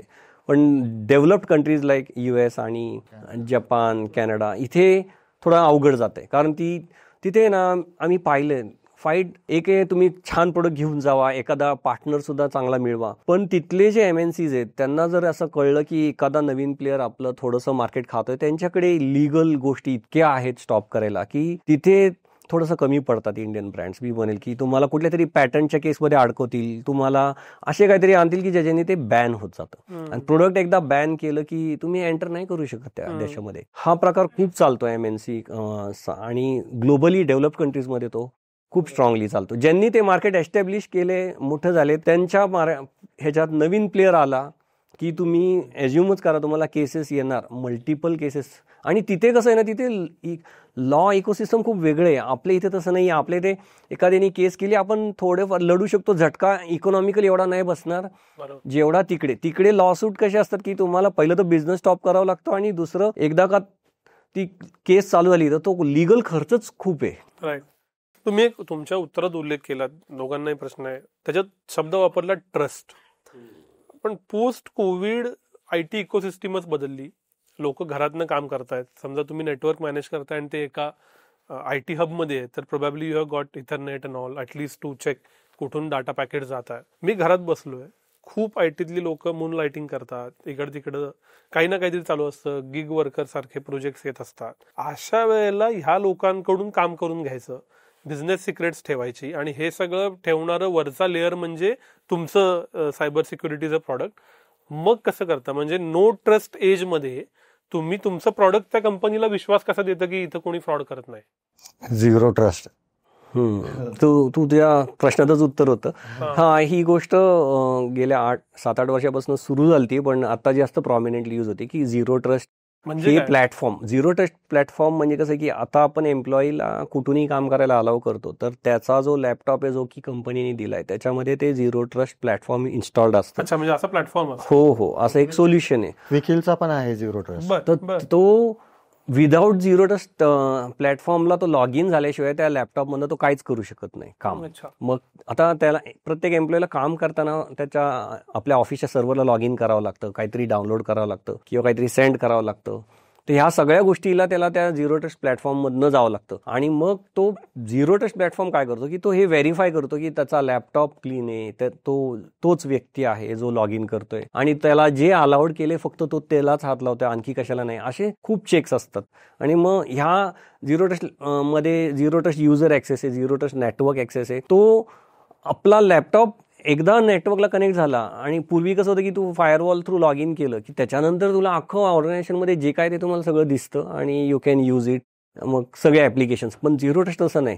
त्या एम्प्लॉईला ज्या कॅटेगरीसाठी ज्या कामासाठी ठेवलं ते सोडून दुसरं कसलंही दिसणार नाही आणि त्याला त्यावेळेस ॲक्सेस दिलाय म्हणूनच दिसतं. ज्या मोमेंटला त्याचं काम संपतं तो ॲक्सेस बंद होऊन जातो आणि मग त्याच्या लॅपटॉपमधनं परत जरी असा काही प्रयत्न झाला तर तो मिळत नाही ॲक्सेस. म्हणजे ह्या लेवलचे टाईट सेक्युरिटी इन्व्हॉल्व्ह झालेले आहेत. तू ते एक लेमॅनचं एक एक्झाम्पल सांगतो ना झिरो ट्रस्टचं, ते सांग ना. कारण ते पॉडकास्टमधनं गेलं ना, ते सामान्य माणसाला पण ते खूप चांगलं कळेल ते. हा म्हणजे झिरो ट्रस्ट प्लॅटफॉर्म हा प्रत्येक लॅपटॉपवरती स्कोरिंग ठेवत असतो की हा व्यक्ती कुठे कनेक्ट होतो, किती वाजता लॉग इन करतो, किती वाजता काय ऍक्सेस करतो आणि ऑर्गनायझेशननी काय अलाव केले हे रूल्स पण आहेत. पण त्याचबरोबर तो त्याची हिस्ट्री लक्षात ठेवत असतो की हा ऑफिस नसलेल्या वेळात त्याचा लॅपटॉप कुठं यूज होतो, म्हणजे की कुठल्या वेबसाईटला गेला तिथून थ्रेट आला होता आणि तो क्विकहिलनी किंवा त्याच्यातल्या एंड पॉईंट सिक्युरिटीनी स्टॉप केला तर त्याचा स्कोर चेंज होत जातो की याला सवय आहे इकडे इकडे फिरायची. तर ह्या सगळ्याचं स्कोरिंग होत असतं आणि ते मार्क्स त्याला मिळत जातात किंवा तो मेलनी अटॅचमेंट्स पाठवतो किंवा तो प्रिंट्स जास्त काढत असतो. तर ह्याचे ते स्कोर बनतात आणि ते स्कोरनुसार नेक्स्ट टाइम तो झिरो ट्रस्टला इकडे त्या ऑफिसमधल्या ॲडमिननी ठरवलं की ह्या स्कोरच्या वरती गेला असेल स्कोर तर त्याला नेटवर्कमधनं बाहेर आणि अलाव नाही जोपर्यंत तो येऊन भेटून एक्सप्लेन नाही करत. तर ते त्यांनी ऑन केलं की त्या व्यक्तीचा लॅपटॉप कनेक्ट व्हायचा बंद होऊन जातो. त्याच्या लॅपटॉपमध्ये जे काय आहे ते सगळं स्टॉप होतं ॲक्सेस व्हायचं. तो आपोआपच ऑफिसला येतो आणि मग तुम्हाला त्याला विचारू शकता तुम्ही की ह्या अटॅचमेंट्स एवढ्या लांब का जात आहेत किंवा एवढं तू का सर्फिंग करतोय किंवा हे म्हणजे त्या लेवलचं इंटेलिजन्स आता सॉफ्टवेअरमध्ये बिल्ड झालेलं आहे आणि झिरो ट्रस्ट हे खूप पॉवरफुल प्लॅटफॉर्म बनत चाललेलं आहे. म्हणजे तुम्हाला एक थोडक्यात सिम्पल एक्झाम्पल लेमॅनचं सांगायचं झालं ना, की सपोज एखादा व्यक्ती तुमचा HR मध्ये काम करतोय, एखादा व्यक्ती फायनान्समध्ये काम करतोय आणि त्या दोघांना एकमेकांकडून काहीतरी हवं आहे. कुणाला तरी फायनान्सकडून फाईल हवी आहे किंवा फायनान्सला HR कडून फाईल हवी आहे. HR म्हणतं की HR कडे सगळा एम्प्लॉईजचा कॉन्फिडेन्शियल डेटा आहे, हो. त्यातलं काही डेटा त्यांना हवा आहे फायनान्सला. फायनान्समध्ये पण खूप लोक आहेत. आता ज्यावेळेस HRचा व्यक्ती तो फायनान्सवाल्यांनी डेटा मागितल्यामुळे ज्यावेळेस तो डेटा द्यायला जातो तर तो फायनान्समध्ये कुठल्या व्यक्तीला देतोय आणि त्या व्यक्तीचा स्कोर जर का कमी असेल, फॉर एक्झाम्पल की त्याला ती सवय आहे इकडं जाण्याची तिकडं जाण्याची, तर सिस्टीम ठरवतो की हा ट्रस्टेबल माणूस नाही आहे, ज्याच्याकडे तुम्ही हा एवढा क्रिटिकल आणि एवढा महत्त्वाचा डेटा त्याला देताय, त्याच्या 5 सवयी सगळ्या बघितल्या तर तो ह्या डेटाला इकडे पाठवू शकतो तिकडे पाठवू शकतो. म्हणून ते सिस्टीमच ठरवतं की तुम्ही फायनान्समधल्या ह्या माणसाला हा डेटा नाही देऊ शकत, तुम्ही दुसरा माणूस आयडेंटिफाय करा. हो, म्हणजे जसा आपला कर्ज मिळायला सिबिल स्कोर लागतो तसा क्रेडिट एक्झॅक्टली तसा. अच्छा, इंटरनल स्कोर्स हे फारच इंटरेस्टिंग आहे. पण मला 2 बिझनेस सिनारिओंविषयी बोलायचं आहे. एक, ज्यावेळी क्विकहिलचा राईज झाला, आजही होतोय, पण अँटीव्हायरसचा राईज झाला, त्यावेळी बहुतांश गोष्टी डिजिटल जगातल्या माणसं PC वरून करत होती. गेल्या 7-8 वर्षात एस्पेशली स्मार्टफोन स्वस्त झाल्यानंतर काम वगळता इतर गोष्टी मोबाईलवर आल्या. मी आता एंटरटेनमेंट मोबाईलवर करतो, फोन मोबाईलवर करतो, बाकी सगळंच मोबाईलवर करतो, which is Linux based, open source, Android वगैरे. आणि दुसरं, ॲपलचा इन्फ्लुएन्स भारतासारख्या देशात खूप वाढला की ज्यांची स्वतःचीच एक इकोसिस्टीम आहे, ते दुसऱ्या कोणाला फार जास्त आत यूज देत नाहीत. असं घडल्यानंतर तुम्हाला तुमच्या व्यवसायात काही चॅलेंजेस जाणवली का? आणि जाणवली असतील तर तुम्ही कशी ती ओव्हरकम करता, इनोव्हेट करता आणि आजही मार्केट लीडर आहात? नाही, चॅलेंजेस खूप चांगला प्रश्न मी तर म्हणेल हा. आणि हा बऱ्याच जणांना समजत नाही की हा चॅलेंजिंग म्हणजे असा चॅलेंज असू शकतो. चॅलेंज म्हणजे काय की PC आणि ह्या सगळ्याच्यामध्ये आपण बघितलं तर मायक्रोसॉफ्ट प्रॉमिनंट आहे, म्हणजे विंडोज आणि networking, even server operating systems.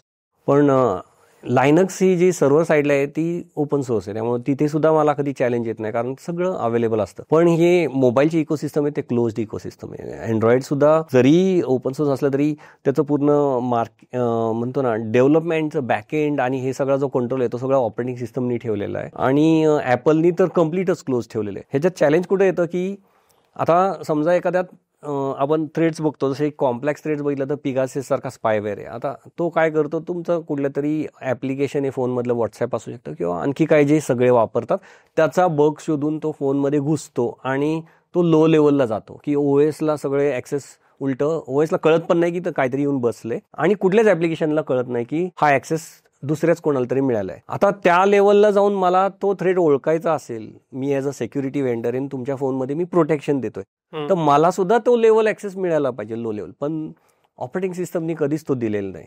जेवढा लो लेवल ॲक्सेस मायक्रोसॉफ्ट सगळ्या अँटीव्हायरसला देतं तसं ॲपल किंवा अँड्रॉइड नाही देत. त्याच्याने काय होतं, आम्ही ॲज अ नॉर्मल ॲप्लिकेशन तुमच्या फोनवर ॲक्टिव्ह आहोत. नॉर्मल ॲप्लिकेशनला लिमिटेड सँडबॉक्समध्ये रन होतात, म्हणजे तुमच्या फोनमध्ये मला एक ॲप्लिकेशन दुसऱ्या ॲप्लिकेशनला म्हणजे काय करतं हे सुद्धा बघता येत नाही, म्हणजे इतकं लिमिटेड ॲक्सेस आहे.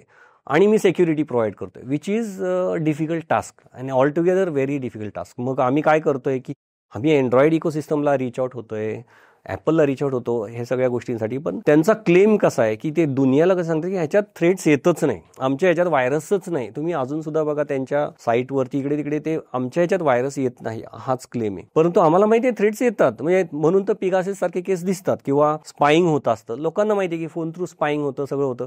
पण मग ह्याचा दुसरा अर्थ काय की क्रिमिनल्सला लिमिट म्हणजे कसलंही लिमिटेशन नाही आहे, कारण की तुम्ही त्यांना लिमिटेशन नाही त्यांना त्यामुळे लो लेवल ॲक्सेस आहे. आम्ही का नाही घेऊ शकत? मी घेऊ शकतो, मला माहिती आहे मी फोनमध्ये लो लेवल जाऊन इन्स्टॉल होऊ शकतो. पण ऑपरेटिंग सिस्टमने त्यांनी असं बनवलंय की ज्या वेळेस ॲप्लिकेशन लो लेवल जातं आणि तो डेव्हलपर असेल, म्हणजे आम्ही ब्रँड आहे, तर ते आमचा डेव्हलपर ॲक्सेस बंद करून टाकतात. म्हणजे आमचं ॲप्लिकेशन त्यांच्या स्टोअरमधनं काढून टाकणार आणि आम्हाला परत ॲप्लिकेशन लिहायला अलाव नाही करणार.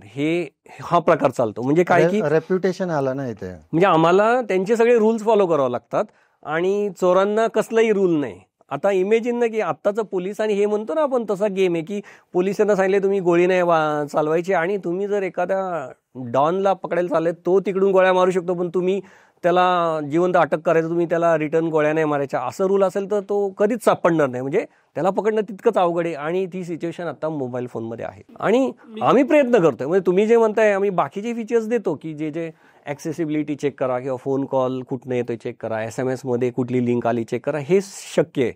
पण ज्या लेवलचे थ्रेट्स स्पायिंग होतं, स्पायवेअर होतात, ते कुणीच पकडत नाही, कारण की नोन ब्रँड्सला लो लेवल ॲक्सेस ऑपरेटिंग सिस्टमने दिलेलाच नाही. आपण स्पायवेअर बाजूला ठेवू, पेगासस तुमच्या मशीन म्हणजे मोबाईलमध्ये घुसायला तुम्ही तितके मोठे आहात की तुमचा डेटा कुणाला तरी नाही. हे आज मोठं व्हायला लागतं, उद्या ते सोपं आहे. म्हणजे आज जसं AIचा प्रोग्रेस झालाय, एखादी व्हलनॅबिलिटी एखादा हे गोष्ट कोणाच्या हातात लागली, पेगासिसला कळतं त्याचा उपयोग कसा करायचा, म्हणून त्यांनी ते कॉस्टली ठेवलंय. एखादा साधा चिंदीचोर असेल आणि त्याला तिचं बग मिळाला तर तो कसाही उपयोग करेल. म्हणजे आज ते महाग आहे पण ते खूप दिवस नाही राहणार महाग, हे मला सांगायचंय. हा, मी एका बेसिक प्रश्नावर येतो. माझ्याकडे अँड्रॉइड फोन आहे आणि मला बेसिक भीती कशाची असते, मला किंवा माझ्या आई वडिलांना, की यातनं मला फायनान्शियल फ्रॉड होऊ नये, बरोबर, डिजिटल अरेस्ट सारखे जे असंख्य प्रकार आले ते होऊ नये, आणि माझ्या भीतीचा किंवा माझ्या अपुऱ्या नॉलेजचा गैरवापर होऊन माझे पैसे जाऊ नयेत.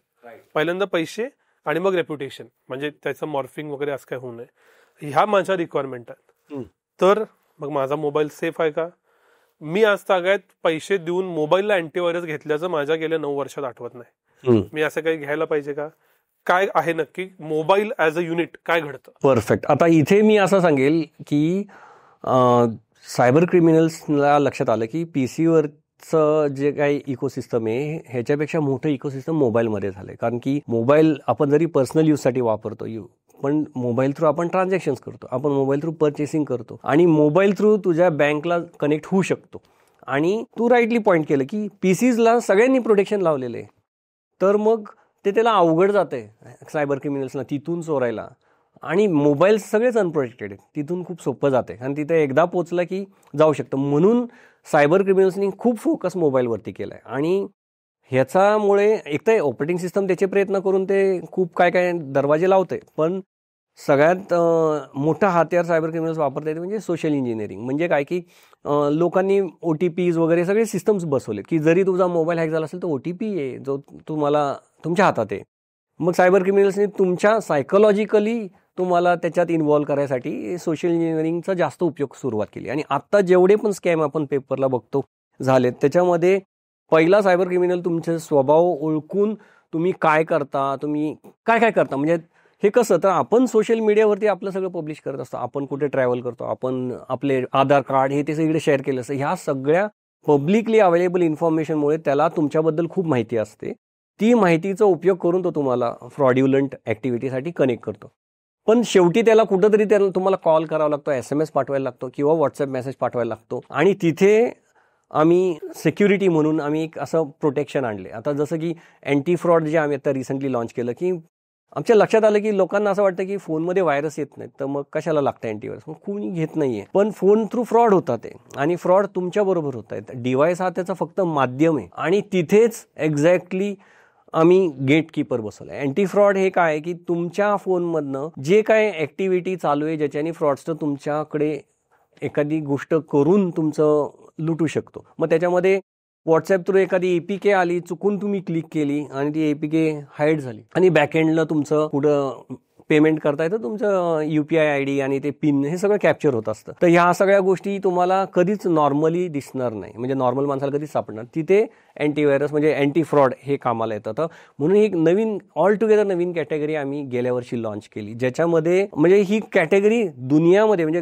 ग्लोबली पहिली कॅटेगरी आहे. आणि आता जसं आम्ही अँटी फ्रॉड लॉन्च केले, आता globally anti fraud product launch व्हायला लागलेत. पण क्विकहिल हे जगातलं पहिलं अँटीव्हायरस कंपनी आहे ज्यांनी फ्रॉड प्रोटेक्शन फॉर कन्झ्युमर हे लॉन्च केले. आणि हे प्रोडक्ट काय करतं तर तुमच्याशी कुठल्या कुठल्या प्रकारे फ्रॉड होऊ शकतो. आणि स्पेशली आम्ही हा फ्रॉड पॅन्डेमिक नंतर जास्त आम्ही बघायला लागलो, कारण आपल्याकडे पॅन्डेमिक नंतर सगळे पेमेंट्स मूव्ह झाले ऑनलाईन, कारण लोक घरी बसल्या बसल्या सगळं मोबाईलनी, अगदी फूड ऑर्डरिंगपासनं ग्रॉसरी ऑर्डरिंगपासनं सगळंच मोबाईलवरती करायला लागले. आणि तिथून मग ते सुरू झालं. तर तेव्हा आम्ही अँटीव्हायरसच विचार करायचो आणि व्हायरस कसं प्रोटेक्ट करेल. तर ह्याच्यामुळे आमच्या लक्षात आलं की जेवढे पण आमच्याकडे केसेस येत आहेत त्या केसेसमध्ये फ्रॉड जास्त प्रकार होत चालला आहे. मग आम्ही फ्रॉडचा स्टडी चालू केला आणि मग एक साधारण 1.5 वर्षाचा फ्रॉडचा अभ्यासाने आमच्या लक्षात आलं की नाही, ह्याला एक ऑल टुगेदर नवीन कॅटेगरी लागते.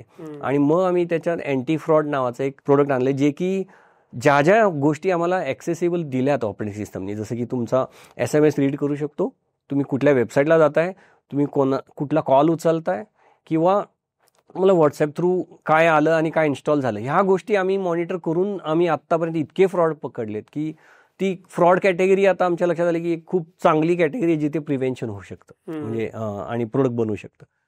भारी आहे, खूप नवीन प्रोडक्ट आले. आता मला थोडंसं शेवटच्या टप्प्यात बिझनेस कडे जायचं आहे. काय फ्युचर प्लॅन दिसत आहेत?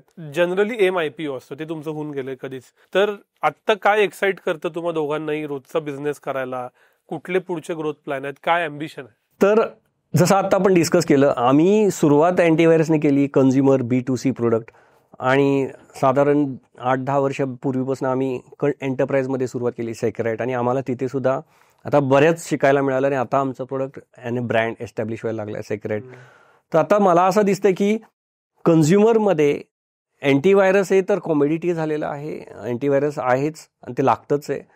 त्याचबरोबर फ्रॉड हे नवीन कॅटेगरी आम्ही आत्ता लॉन्च केली आणि आम्ही खूपच होपफुल आहे की ही कॅटेगरी ॲज अ प्रोडक्ट खूप मोठी ग्रो होणार आहे कमिंग इयर्समध्ये, कारण ही कॅटेगरी मोबाईलला जास्त फोकस्ड आहे. ऑफकोर्स फ्रॉड तुमच्या लॅपटॉप थ्रू पण होतात, पण majority of the frauds consumers बरोबर मोबाईल थ्रू होतात.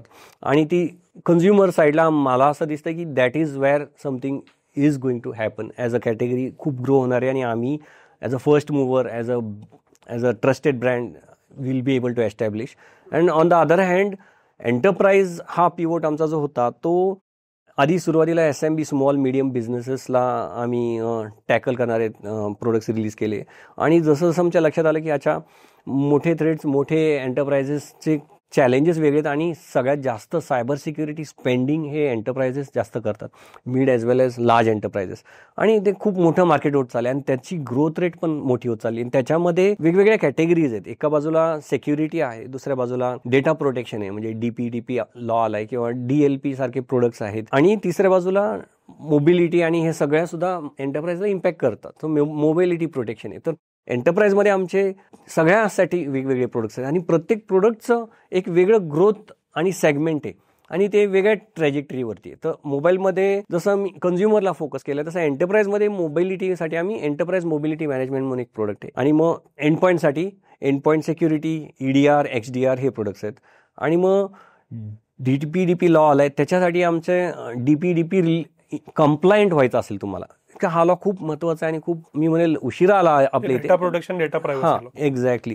हा खूपच महत्वाचा लॉ आहे ज्याचं इम्प्लिमेंटेशन आता सुरू होतंय. लॉ येऊन आपल्याकडे 1-1.5 वर्ष झालं असेल, पण त्याच्यासाठी, आणि तो खूप महत्वाचा लॉ आहे कारण ह्याचा इम्पॅक्ट कन्झ्युमरला सुद्धा आहे आणि तो कन्झ्युमरसाठीच आलेला लॉ आहे. पण त्याचा फायनान्शियल इम्पॅक्ट ऑर्गनायझेशन्सला आहे की फायनान्शियल कंपन्या जसे इन्शुरन्स असू दे, फिनटेक असू दे, बँका असू दे, इव्हन ई-कॉमर्स कंपन्या जेवढा डेटा गोळा करतात कन्झ्युमरचा ते त्यांनी तो प्रोटेक्ट केला पाहिजे. आणि तो प्रोटेक्ट नाही करू शकले तर त्यांना पेनल्टीज आहे, कारण की ह्याचा इम्पॅक्ट कन्झ्युमर्सला होतो. तर त्यासाठी जे काही कंप्लायंट्स आहेत, त्याचे जे प्रोडक्ट्स आहेत हे लॉन्च केले. तर मला असं दिसतंय फ्युचर एंटरप्राइज साईडला पण खूप स्ट्रॉंग आहे आणि कन्झ्युमर साईडला पण खूप स्ट्रॉंग आहे. आणि हे तर झालं प्रोडक्ट बद्दल बोलला तो एंटरप्राइजचं. सर्व्हिसेसमध्ये झिरो ट्रस्ट हा जो मगाशी जो कॉन्सेप्ट समजवला तो पण स्कोप खूप मोठा आहे आणि त्याच्यावरती पण क्विकहिलनी बरीचशीच आतापर्यंत जेवढी कामं झालेत that you can tell, plus cloud security बद्दलचा वाला पार्ट.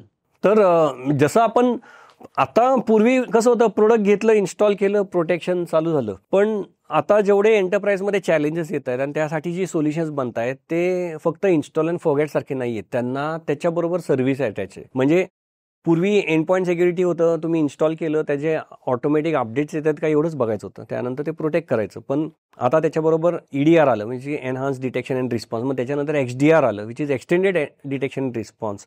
आता ह्या गोष्टी आहेत, त्याच्यानी जे अलर्ट, ज्या लेवलचे थ्रेट्स डॅशबोर्डवर दिसत आहेत ते मॅनेज करायला सुद्धा ऑर्गनायझेशन्सकडे टीम नाहीये किंवा स्किल नाहीये, आणि त्याच्यासाठीच ते सॉक ऑपरेशन्स आउटसोर्स करतात. मग मोठ्या मोठ्या बँक्स असतील, मोठ्या मोठ्या लार्ज ऑर्गनायझेशन असतील, ह्यांना त्या प्रोडक्ट्स बरोबर अटॅच सर्व्हिस सुद्धा लागते. आणि त्याच्यामुळे cyber security services category itself is खूप ग्रो झालेली आहे. आणि क्विकहिल ॲज अ ब्रँड आणि सेक्रेट ॲज अ ब्रँड खूप खूप ट्रस्ट आहे, आणि त्यामुळं लोकांना असं हवं आहे की हे सर्व्हिस पण तुम्ही आमची मॅनेज करा वगैरे, असं तो झिरो ट्रस्ट आणि XDR आणि त्याच्याबरोबर आता हे DPDP जे काही रिलीज करतो त्याच्याबरोबर सर्व्हिसेस पण ॲज अ कॅटेगरी आम्ही टार्गेट केलेली आहे. आम्ही SaaS म्हणजे सॉफ्टवेअर ॲज अ सर्व्हिस ऐकलेलं, तसं तुम्ही सिक्युरिटी ॲज अ सर्व्हिस देताय. Exactly, yes.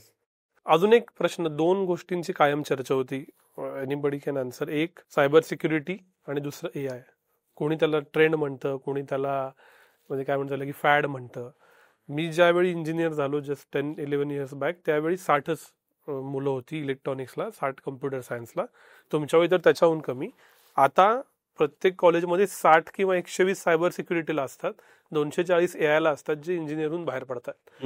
ह्या मुलांकडं खरंच ते स्किल असतात का? नसतील तर आत्ता जी मुलं इंजिनियर होत आहेत, विशेषतः कॉम सायन्स आणि रिलेटेडमध्ये, त्यांनी काय शिकलं पाहिजे जेणेकरून ते मार्केटमध्ये हे सगळं करायला तयार असतील? खूप खूप महत्वाचा प्रश्न आहे. ह्याच्यामध्ये कसं आहे की मी बघतो आता जेवढे पण फ्रेशर्स येतात आणि आम्ही त्यांचे इंटरव्ह्यूज घेतो, जे काय त्यांचं सिलेबस आहे त्यासाठी फाउंडेशन बऱ्यापैकी स्ट्रॉंग आहे. पण आत्ताचं जे रिक्वायरमेंट्स डिमांड करतं, जे चेंजेस खूप फास्ट होत आहेत इकडे, की आपण AI वापरतो आणि आता AI वापरून अर्ध्याच्या वरती कोडिंग AI थ्रूच व्हायला लागलेलं आहे. की टीममधनं समजा तुझ्याकडे 8 लोक असतील तर जर अर्धं काम AIच करायला लागलं तर ते 4 लोकच बास होतात, असं व्हायला लागलंय. सो मी असं सांगेल, आत्ता जे पासआउट होत आहेत स्टुडंट्स, त्यांनी फक्त त्यांचे फाउंडेशन स्ट्रॉंग करण्याची गरज नाही, तर त्याच्याबरोबर आपण AI सारख्या माणसाकडून, म्हणजे AI एजंट सारख्या व्यक्तीकडून कसं काम करून घेऊ शकतो, बेस्ट ऑफ द काम. आणि त्यांनी केलेल्या कामाला तू कसं, म्हणजे कसं आहे ना, AI कडून काम करून घेतलं तरी तुम्हाला मॉनिटर करावं लागतं, तुम्हाला बघावं लागतं. जसं तुमच्या फील्डमध्ये AIनी काहीतरी स्क्रिप्ट्स लिहिल्या किंवा काय लिहिलं तरी तुम्ही वाचल्याशिवाय तर रिलीज नाही करू शकत. सेम AIनी कोड जर आमच्या फील्डमध्ये कोड लिहिला असेल तर तुम्ही तो गो थ्रू केला पाहिजे, तो समजला पाहिजे, आणि तो समजून AI कुठं चुकतं त्याला परत फाईन ट्यून करायची गरज आहे. ह्या गोष्टींकडे जास्त लक्ष दिलं पाहिजे, जे की खूप महत्त्वाचं आहे. कोडिंग हे तुमचं फाउंडेशन स्ट्रॉंग पाहिजेच पाहिजे, पण त्याच्याबरोबर तुम्हाला AI कडून काम करून घेता यायला पाहिजे. तुमच्या फील्डमध्ये AIनं काय फरक पडलाय आणि तो काय आत्ताच आलाय का आधीपासून फरक पडलाय? आमच्या फील्डमध्ये AI हा खूप आधीपासूनच होता. म्हणजे मी कसं आहे ना, त्याला AI आम्ही असं म्हणत नव्हतो. म्हणजे त्याचं जर सांगायचंच झालं तर कसं आहे की 90sमध्ये जेव्हा मी सुरू केलं व्हायरस प्रोटेक्शन लेल आणि व्हायरसेसचं काम करायला, तेव्हा दिवसाला साधारण किंवा आठवड्याला 1-2 नवीन व्हायरस बघायचो आम्ही. DOS ऑपरेटिंग सिस्टम होती, आणि हळूहळू जसे जसे हे गोष्टी वाढत गेल्या, ईमेल, इंटरनेट, तसं तसं तो नंबर ऑफ व्हायरसचा प्रकार वाढत गेला. आणि व्हायरसला तुम्हाला जर डिटेक्शन लिहायचं, क्लिनिंग लिहायचं, तर तुम्हाला खूप स्मार्ट मुलं लागतात. डिबग करा, त्याला रिव्हर्स इंजिनियर करा, त्याच्यावरती कोड लिहून त्याचं हे करा. आणि हे व्हायरस वाढत गेले तर मला तेवढे शक्यच नव्हतं, तेवढे नंबर ऑफ इंजिनियर्स हायर करणं. आणि त्यामुळं लक्षात आलं की नाही, हे आपल्याला ऑटोमेट करायला लागणार आहे, आणि ऑटोमेट करण्याशिवाय गत्यंतरच नाही. आज दिवसाला साधारण 5.5 ते 6 लाख नवीन व्हायरसेस येतात दिवसाला. हा युनिक, हा फिगर तुम्ही बघा किती एक्सपोनेन्शियली ग्रो झालेला आहे. आणि तेवढे थ्रेट्स हँडल करणारी टीम शक्यच नाही, मी उभीच नाही करू शकत. आणि दॅट इज व्हेअर आम्ही हे साधारण 90sमध्येच फुल ऑटोमेशन, की व्हायरस आला की त्याला त्या ऑटोमेटेड पहिलं म्हणजे मशीन लर्निंगनी सुरुवात केली आम्ही. मशीन लर्निंग अल्गोरिदम्स लिहिले, जो क्लस्टर करायला लागला त्यांना, म्हणजे बायफर्केट की हा फाईलचा थ्रेट आहे, हा कॉमचा थ्रेट आहे, हा मेमोरी रेसिडेंट थ्रेट आहे. आणि हळूहळू त्या मशीन लर्निंग अल्गोरिदम्सला आम्ही इंटेलिजन्स देऊन त्याला AI लेवलला नेलं, की तो थ्रेट आम्ही त्याला दिलं की तो स्वतःच त्याला डिटोनेट करणार, सँडबॉक्समध्ये त्याला डिटोनेट करून त्याचे जे चेंजेस होतात ते रेकॉर्ड करून मल्टिपल चेंजेस घेऊन, म्हणजे हे सगळे सँडबॉक्सची प्रकार सुरू झाल्यानंतरची. आणि त्याचा डिटेक्शनचं लॉजिक अल्गोरिदम्समध्ये कन्वर्ट करून सगळ्या कस्टमर्सला रिलीज करायचं, हे आम्ही 99-2000 मध्ये केलेलं आहे. तेव्हाच खरं तर तुम्ही AI बनवला होता. हां, आणि ते शक्य झालं म्हणून तर माझ्या प्रोडक्टला नंतर आलेले जे काही थ्रेट्स होते त्याला मी माझ्या कस्टमर्सला प्रोटेक्ट करू शकलो. कारण की नंतर जो प्रकार सुरू झाला, म्हणजे जसं इंटरनेट कॉमन झालं आणि ब्रॉडबँड घरोघरी गेलं, नंबर ऑफ थ्रेट्स म्हणजे आठवड्याला 2 पासनं दिवसाला 100 पासनं दिवसाला 1000 आणि आता ते दिवसाला लाखांमध्ये पोहोचलेले. आणि त्याला माझ्याकडे 24/7 लॅब चालू असते. माझ्या लॅबमध्ये अजूनही इंजिनियर्स बघितले, एक्सपर्ट्स बघितले तर 50-60च आहेत, पण ते फक्त ते कसं चालतंय मशीन लर्निंग आणि AI हे बघायसाठीच आहेत फक्त. बाकी सगळं ऑटोमॅटिक होतं. थ्रेड्स कस्टमर्सकडून गोळासुद्धा ऑटोमॅटिक होतात. तुमच्या मशीनमध्ये काहीतरी मॅलिशियस होतंय आणि आमच्याकडे तसा थ्रेड कुठं दिसला नाही, आणि ते मॅलिशियस एखादा प्रोग्राम काहीतरी करतच चाललाय, एखाद्या नेटवर्कला कनेक्ट होतोय, एखादी फाईलला काहीतरी करतोय, त्याचा सॅम्पल इमिडिएटली लॅबला जातो.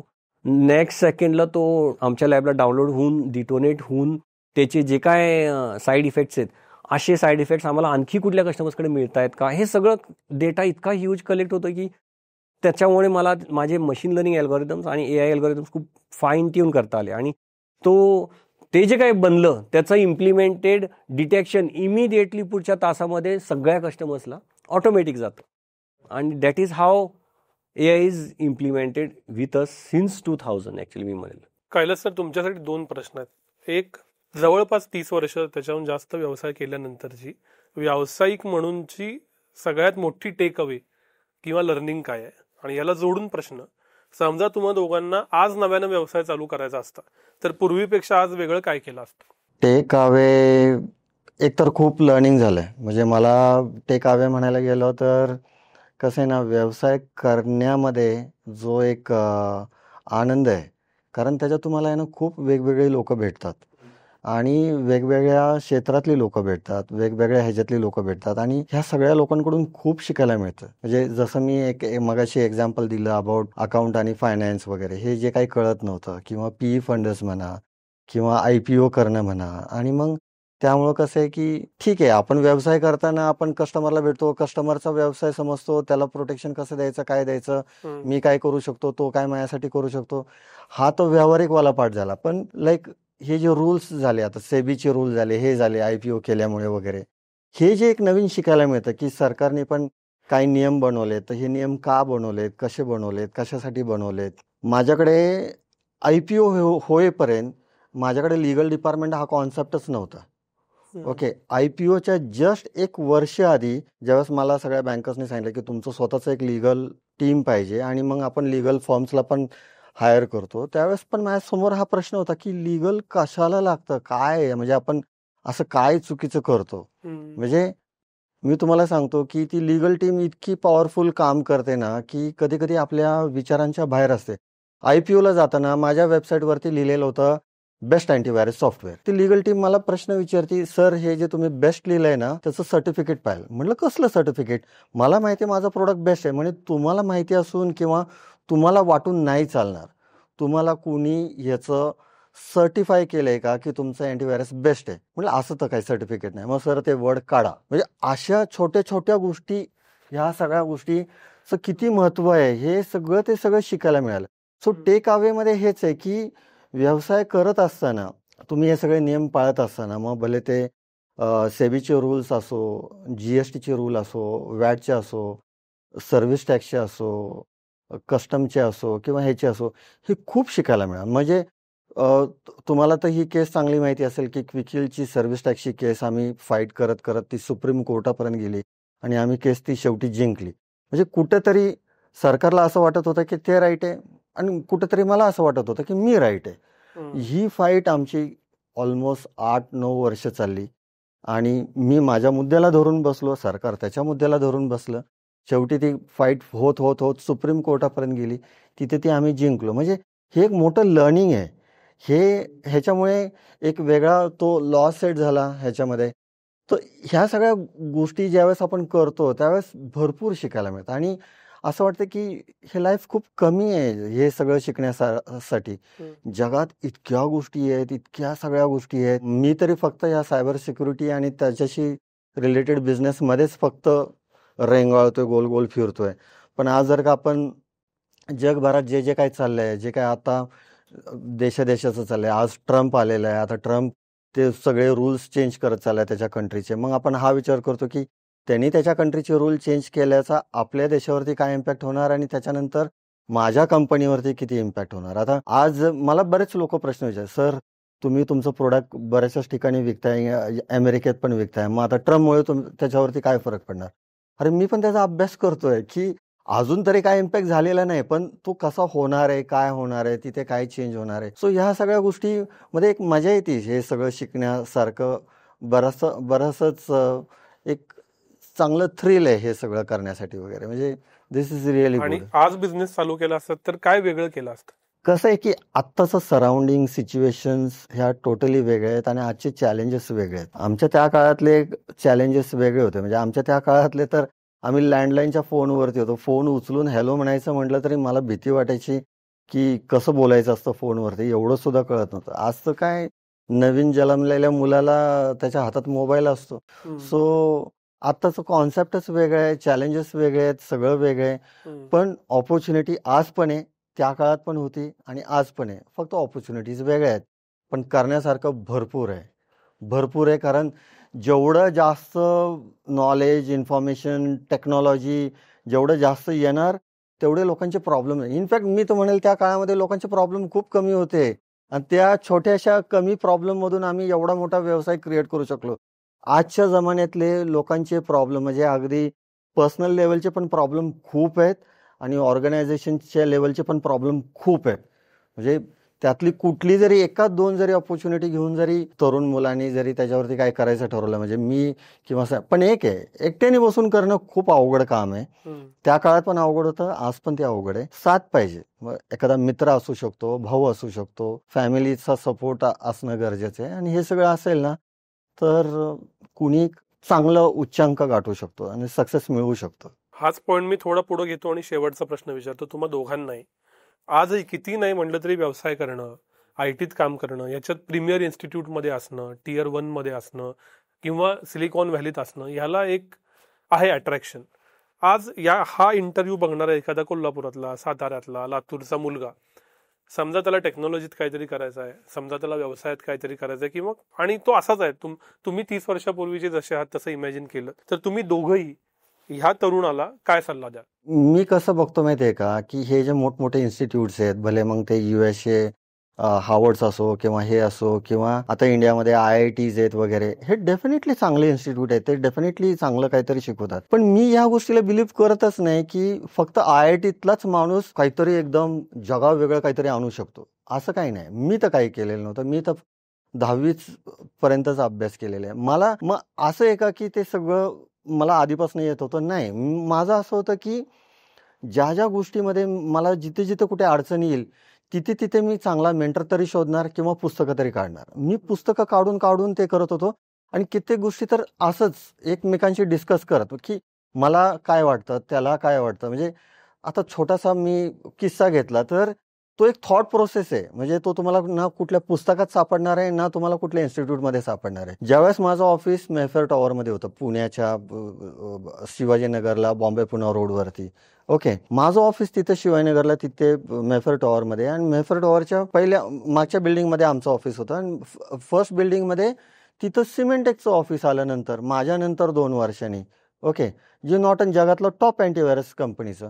आणि मला त्या गोष्टीचा खूप त्रास व्हायला लागला, कारण दुपारच्या लंचला ही सगळी पोरं एकाच टेरेसवरती जाऊन जेवण करतात आणि मग इकडे सगळं ओढाओढीचा सगळं प्रकार सुरू व्हायचा. आणि मला असं फील व्हायचं, राव आपण पोरं घेतो, तयार करतो, हे करतो आणि मग हे लोक जास्त सॅलरीज देऊन त्यांना ओढून घेतात. पण ही गोष्ट मला संजयकडून शिकायला मिळाली. तो म्हणतो अरे कैलाश, हे असं होत राहणार आहे, ह्याचा त्रास कशाला करून घ्यायचा, त्रास नाही करून घ्यायचा, हे आहे ॲक्सेप्ट करायचं आणि पुढे सरकायचं. ह्याचा बिलकुल त्रास नाही करून घ्यायचा आणि त्याच्यावरती जास्त विचार नाही करायचा आणि त्याच्यामुळे उगीचच काहीतरी आपल्या एम्प्लॉईजमध्ये एक भीतीचं वातावरण तयार करायचं, असलं काही करायचं नाही. जो जिकडे जाणार आहे ते आधीच ठरलेलं आहे, तो जाणारच. जो तिकडून इकडे येणार आहे ते आधीच ठरलेलं आहे, तो येणारच. आपण आपलं फक्त चांगलं काम करत राहायचं. आणि ह्या गोष्टी मला माझ्या छोट्या भावाकडून शिकायला मिळतात. म्हणजे ह्या sort of like a spiritual गोष्टी आहेत, पण ह्या अशा गोष्टी आहे ना, त्या एजमध्ये आम्ही त्या काळामध्ये, म्हणजे हे सगळं 90च्या काळातलं आहे, माहिती आहे का. त्यामुळे आज एवढी कॉम्पिटिशन आली, हे आली. मी कॉम्पिटिशनला कॉम्पिटिशन म्हणून बघतच नाही, कारण कॉम्पिटिशन म्हणून बघायला गेलो तर मग त्याच्याकडे काय फीचर आहेत, माझ्याकडे काय फीचर आहेत, मग हे सगळं त्या रेसमध्ये लागतो. आम्ही हे बघतच नाही. आम्ही हे बघतो की आज कस्टमरला प्रॉब्लेम काय आहे आणि तो कसा सोडवता आला पाहिजे. कुठल्याही कॉम्पिटिशन प्रोडक्टचं कम्पॅरिझन करून की तो इथे वीक आहे, मी इथं चांगला आहे, ही माझी सवयच नाही. म्हणजे तेव्हा पण कधी केली नाही आणि आजही आम्ही ती करत नाही. आम्ही कधीही कम्पेअर करायला जात नाही. कुणी एखाद्या कस्टमरनी जरी विचारलं की बाबा हे प्रोडक्ट कसं आहे, चांगलं प्रोडक्ट आहे, बेस्ट कंपनी आहे, अमेरिकेतली कंपनी आहे किंवा युरोपमधली कंपनी आहे, चांगलं प्रोडक्ट आहे. नाही तुम्ही कसं, त्याच्याबद्दल एवढा अभ्यास केला नाही. आम्ही आमच्या प्रोडक्टबद्दल सांगू शकतो की आमचं प्रोडक्ट तुमचे प्रॉब्लेम कसे सोडवू शकतो. आम्ही इथे ह्यासाठी बसलोच नाही की त्याचं प्रोडक्ट समोर आमचं प्रोडक्ट किती चांगलं आहे. नाही, तुमचे प्रॉब्लेम काय ते सांगा. Let's fix your problem instead of comparing with this thing. So हे कल्चर आम्ही अगदी डे 1 पासून ठेवल्यामुळे आम्हाला त्याचा कधीच त्रास नाही झाला, कधीच फील नाही झालं की जे होणार आहे ते होणार आहे. देवाने आपल्यासाठी जे आपल्या वाट्याला ठेवलेले ते आपल्याला मिळत राहणार आहे. शिकण्यासारखं भरपूर आहे, करण्यासारखं भरपूर आहे. आणि मी आजच्या पिढीला हे सांगत राहील की असं नाहीये की अवघड झालंय सगळं आता या आजच्या वर्ल्डमध्ये. AI आल्यामुळे, हे आल्यामुळे आम्हाला आता नोकऱ्या मिळणार नाही, हे नाही मिळणार. तसं नाही. गॉडनी प्रत्येकाला युनिक बनवलेलं आहे आणि त्याच्याकडे काही ना काहीतरी ते स्किल आहेत. स्वतःने आपले ते स्किल आयडेंटिफाय करावेत आणि समाजाचे कुठले प्रॉब्लेम आपण फिक्स करू शकतो ते सोडवता आले आणि त्याच्यावरती आपली स्ट्रेंथ चांगली बिल्ड केली. म्हणजे मी एका मताचा माणूस आहे की बरेचसेच लोक काय करतात, स्वतःचं सॉर्ट अनालिसिस करतात आणि आपल्या विकनेसवरती काम करतात. मी उलटा आहे. मी असं म्हणेल, आपली जी स्ट्रेंथ आहे ना त्याला अजून स्ट्रेंथ करा. इतकं स्ट्रेंथ करा की तुम्हाला कोणी येऊन टचच करू शकणार नाही. आणि त्या स्ट्रेंथवरच फोकस राहा. ऑलराऊंडर बनायला जाऊच नका, गरजच नाही त्याची. बरोबर. आपली स्ट्रेंथच आपल्याला हेल्प करणार आहे, सपोर्ट करणार आहे आणि तीच आपल्याला पुढे घेऊन जाणार आहे. तुम्हाला काय ऍड करायचं? मी कसं म्हणेल की आता जे यंगस्टर्स आहेत आणि प्रत्येकाची लर्निंग कॅपॅसिटी वेगळी असते. जर तुम्ही हुशार असाल, तुमची कॅपॅसिटी असेल, खूप चांगले मार्क्स मिळत असतील तुम्ही, तर तुम्ही त्या एज्युकेशन्सला एम करा. जसे IIT आहे किंवा ISB किंवा IIM आहे आणि you go through that part. प्रत्येक पाथला वेगळे अपॉर्च्युनिटीज आहेत. तुमच्याकडे स्किल आहे तसे तुम्ही अपॉर्च्युनिटीज IIT थ्रू गेलं तर तुम्ही भरपूर फील्ड आहेत, टेक्नॉलॉजीचे फील्ड आहे त्याच्यात जिथे तुमची ग्रोथ फास्ट होईल. पण तुमच्याकडे ते स्किल्स नाही आहेत, पण तुम्ही दुसऱ्या कशात तरी हुशार आहेत, तरी सुद्धा अपॉर्च्युनिटीज. मग तुम्ही नॉर्मल साध्या कॉलेजमधनं इव्हन अगदी डिस्ट्रिक्टमधल्या कॉलेजमधनं जरी पासआउट झाले तरी कैलाश जसं म्हटलं तसं अपॉर्च्युनिटीज आहे, तुम्ही ते दुसरे अपॉर्च्युनिटीज घ्या.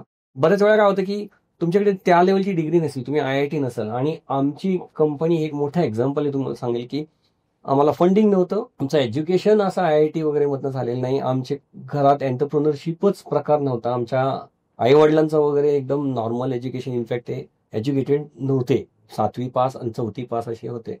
आणि त्यातून सुद्धा जर आम्ही हे उभं करू शकलो तर तुम्ही ते लक्षात घ्या की एव्हरीथिंग इज पॉसिबल. तुम्हाला फक्त काय करायचं की जे तुमच्या स्ट्रेंथ आहे त्याच्यावर फोकस करून तुमचं काम सुरू करा. फरक कुठं पडतो, जे खूप मोठ्या मोठ्या इन्स्टिट्यूटमधून पास आउट होतात त्यांची लर्निंग सायकल, लर्निंग फास्ट असतो. पण शेवटी सांगू का, हे सगळे फाउंडेशनच बनवतात. तुमचं फाउंडेशन वेगळ्या पद्धतीने बनेल. सगळ्यात जास्त लर्निंग आहे ना तुमच्या मिस्टेक्स थ्रू होतं.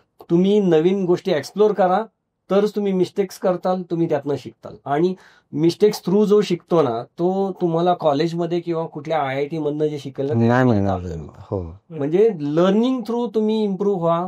तुमचं हे आहे, पण रिस्क टेकिंग पाहिजे. तुम्ही जर रिस्कला घाबरला की यार नाही इथे गेल्यावर मला आता, म्हणजे फॉर एक्झाम्पल एखाद्याला स्किल खूप चांगलं आहे, इच्छा आहे मला काहीतरी चालू करायचं, पण त्याला चांगला जॉब मिळाला आहे, तर तो कसा विचार करतो की यार माझी मंथली सॅलरी आहे, त्याच्याने माझं नीट चाललंय आणि मी आता स्वतःच चालू केलं तर हे माझा हा सपोर्ट जाईल, आणि मग तो रिस्कला घाबरतो. मग तो घाबरला तर तो कम्फर्ट झोन मध्ये गेलेला आहे.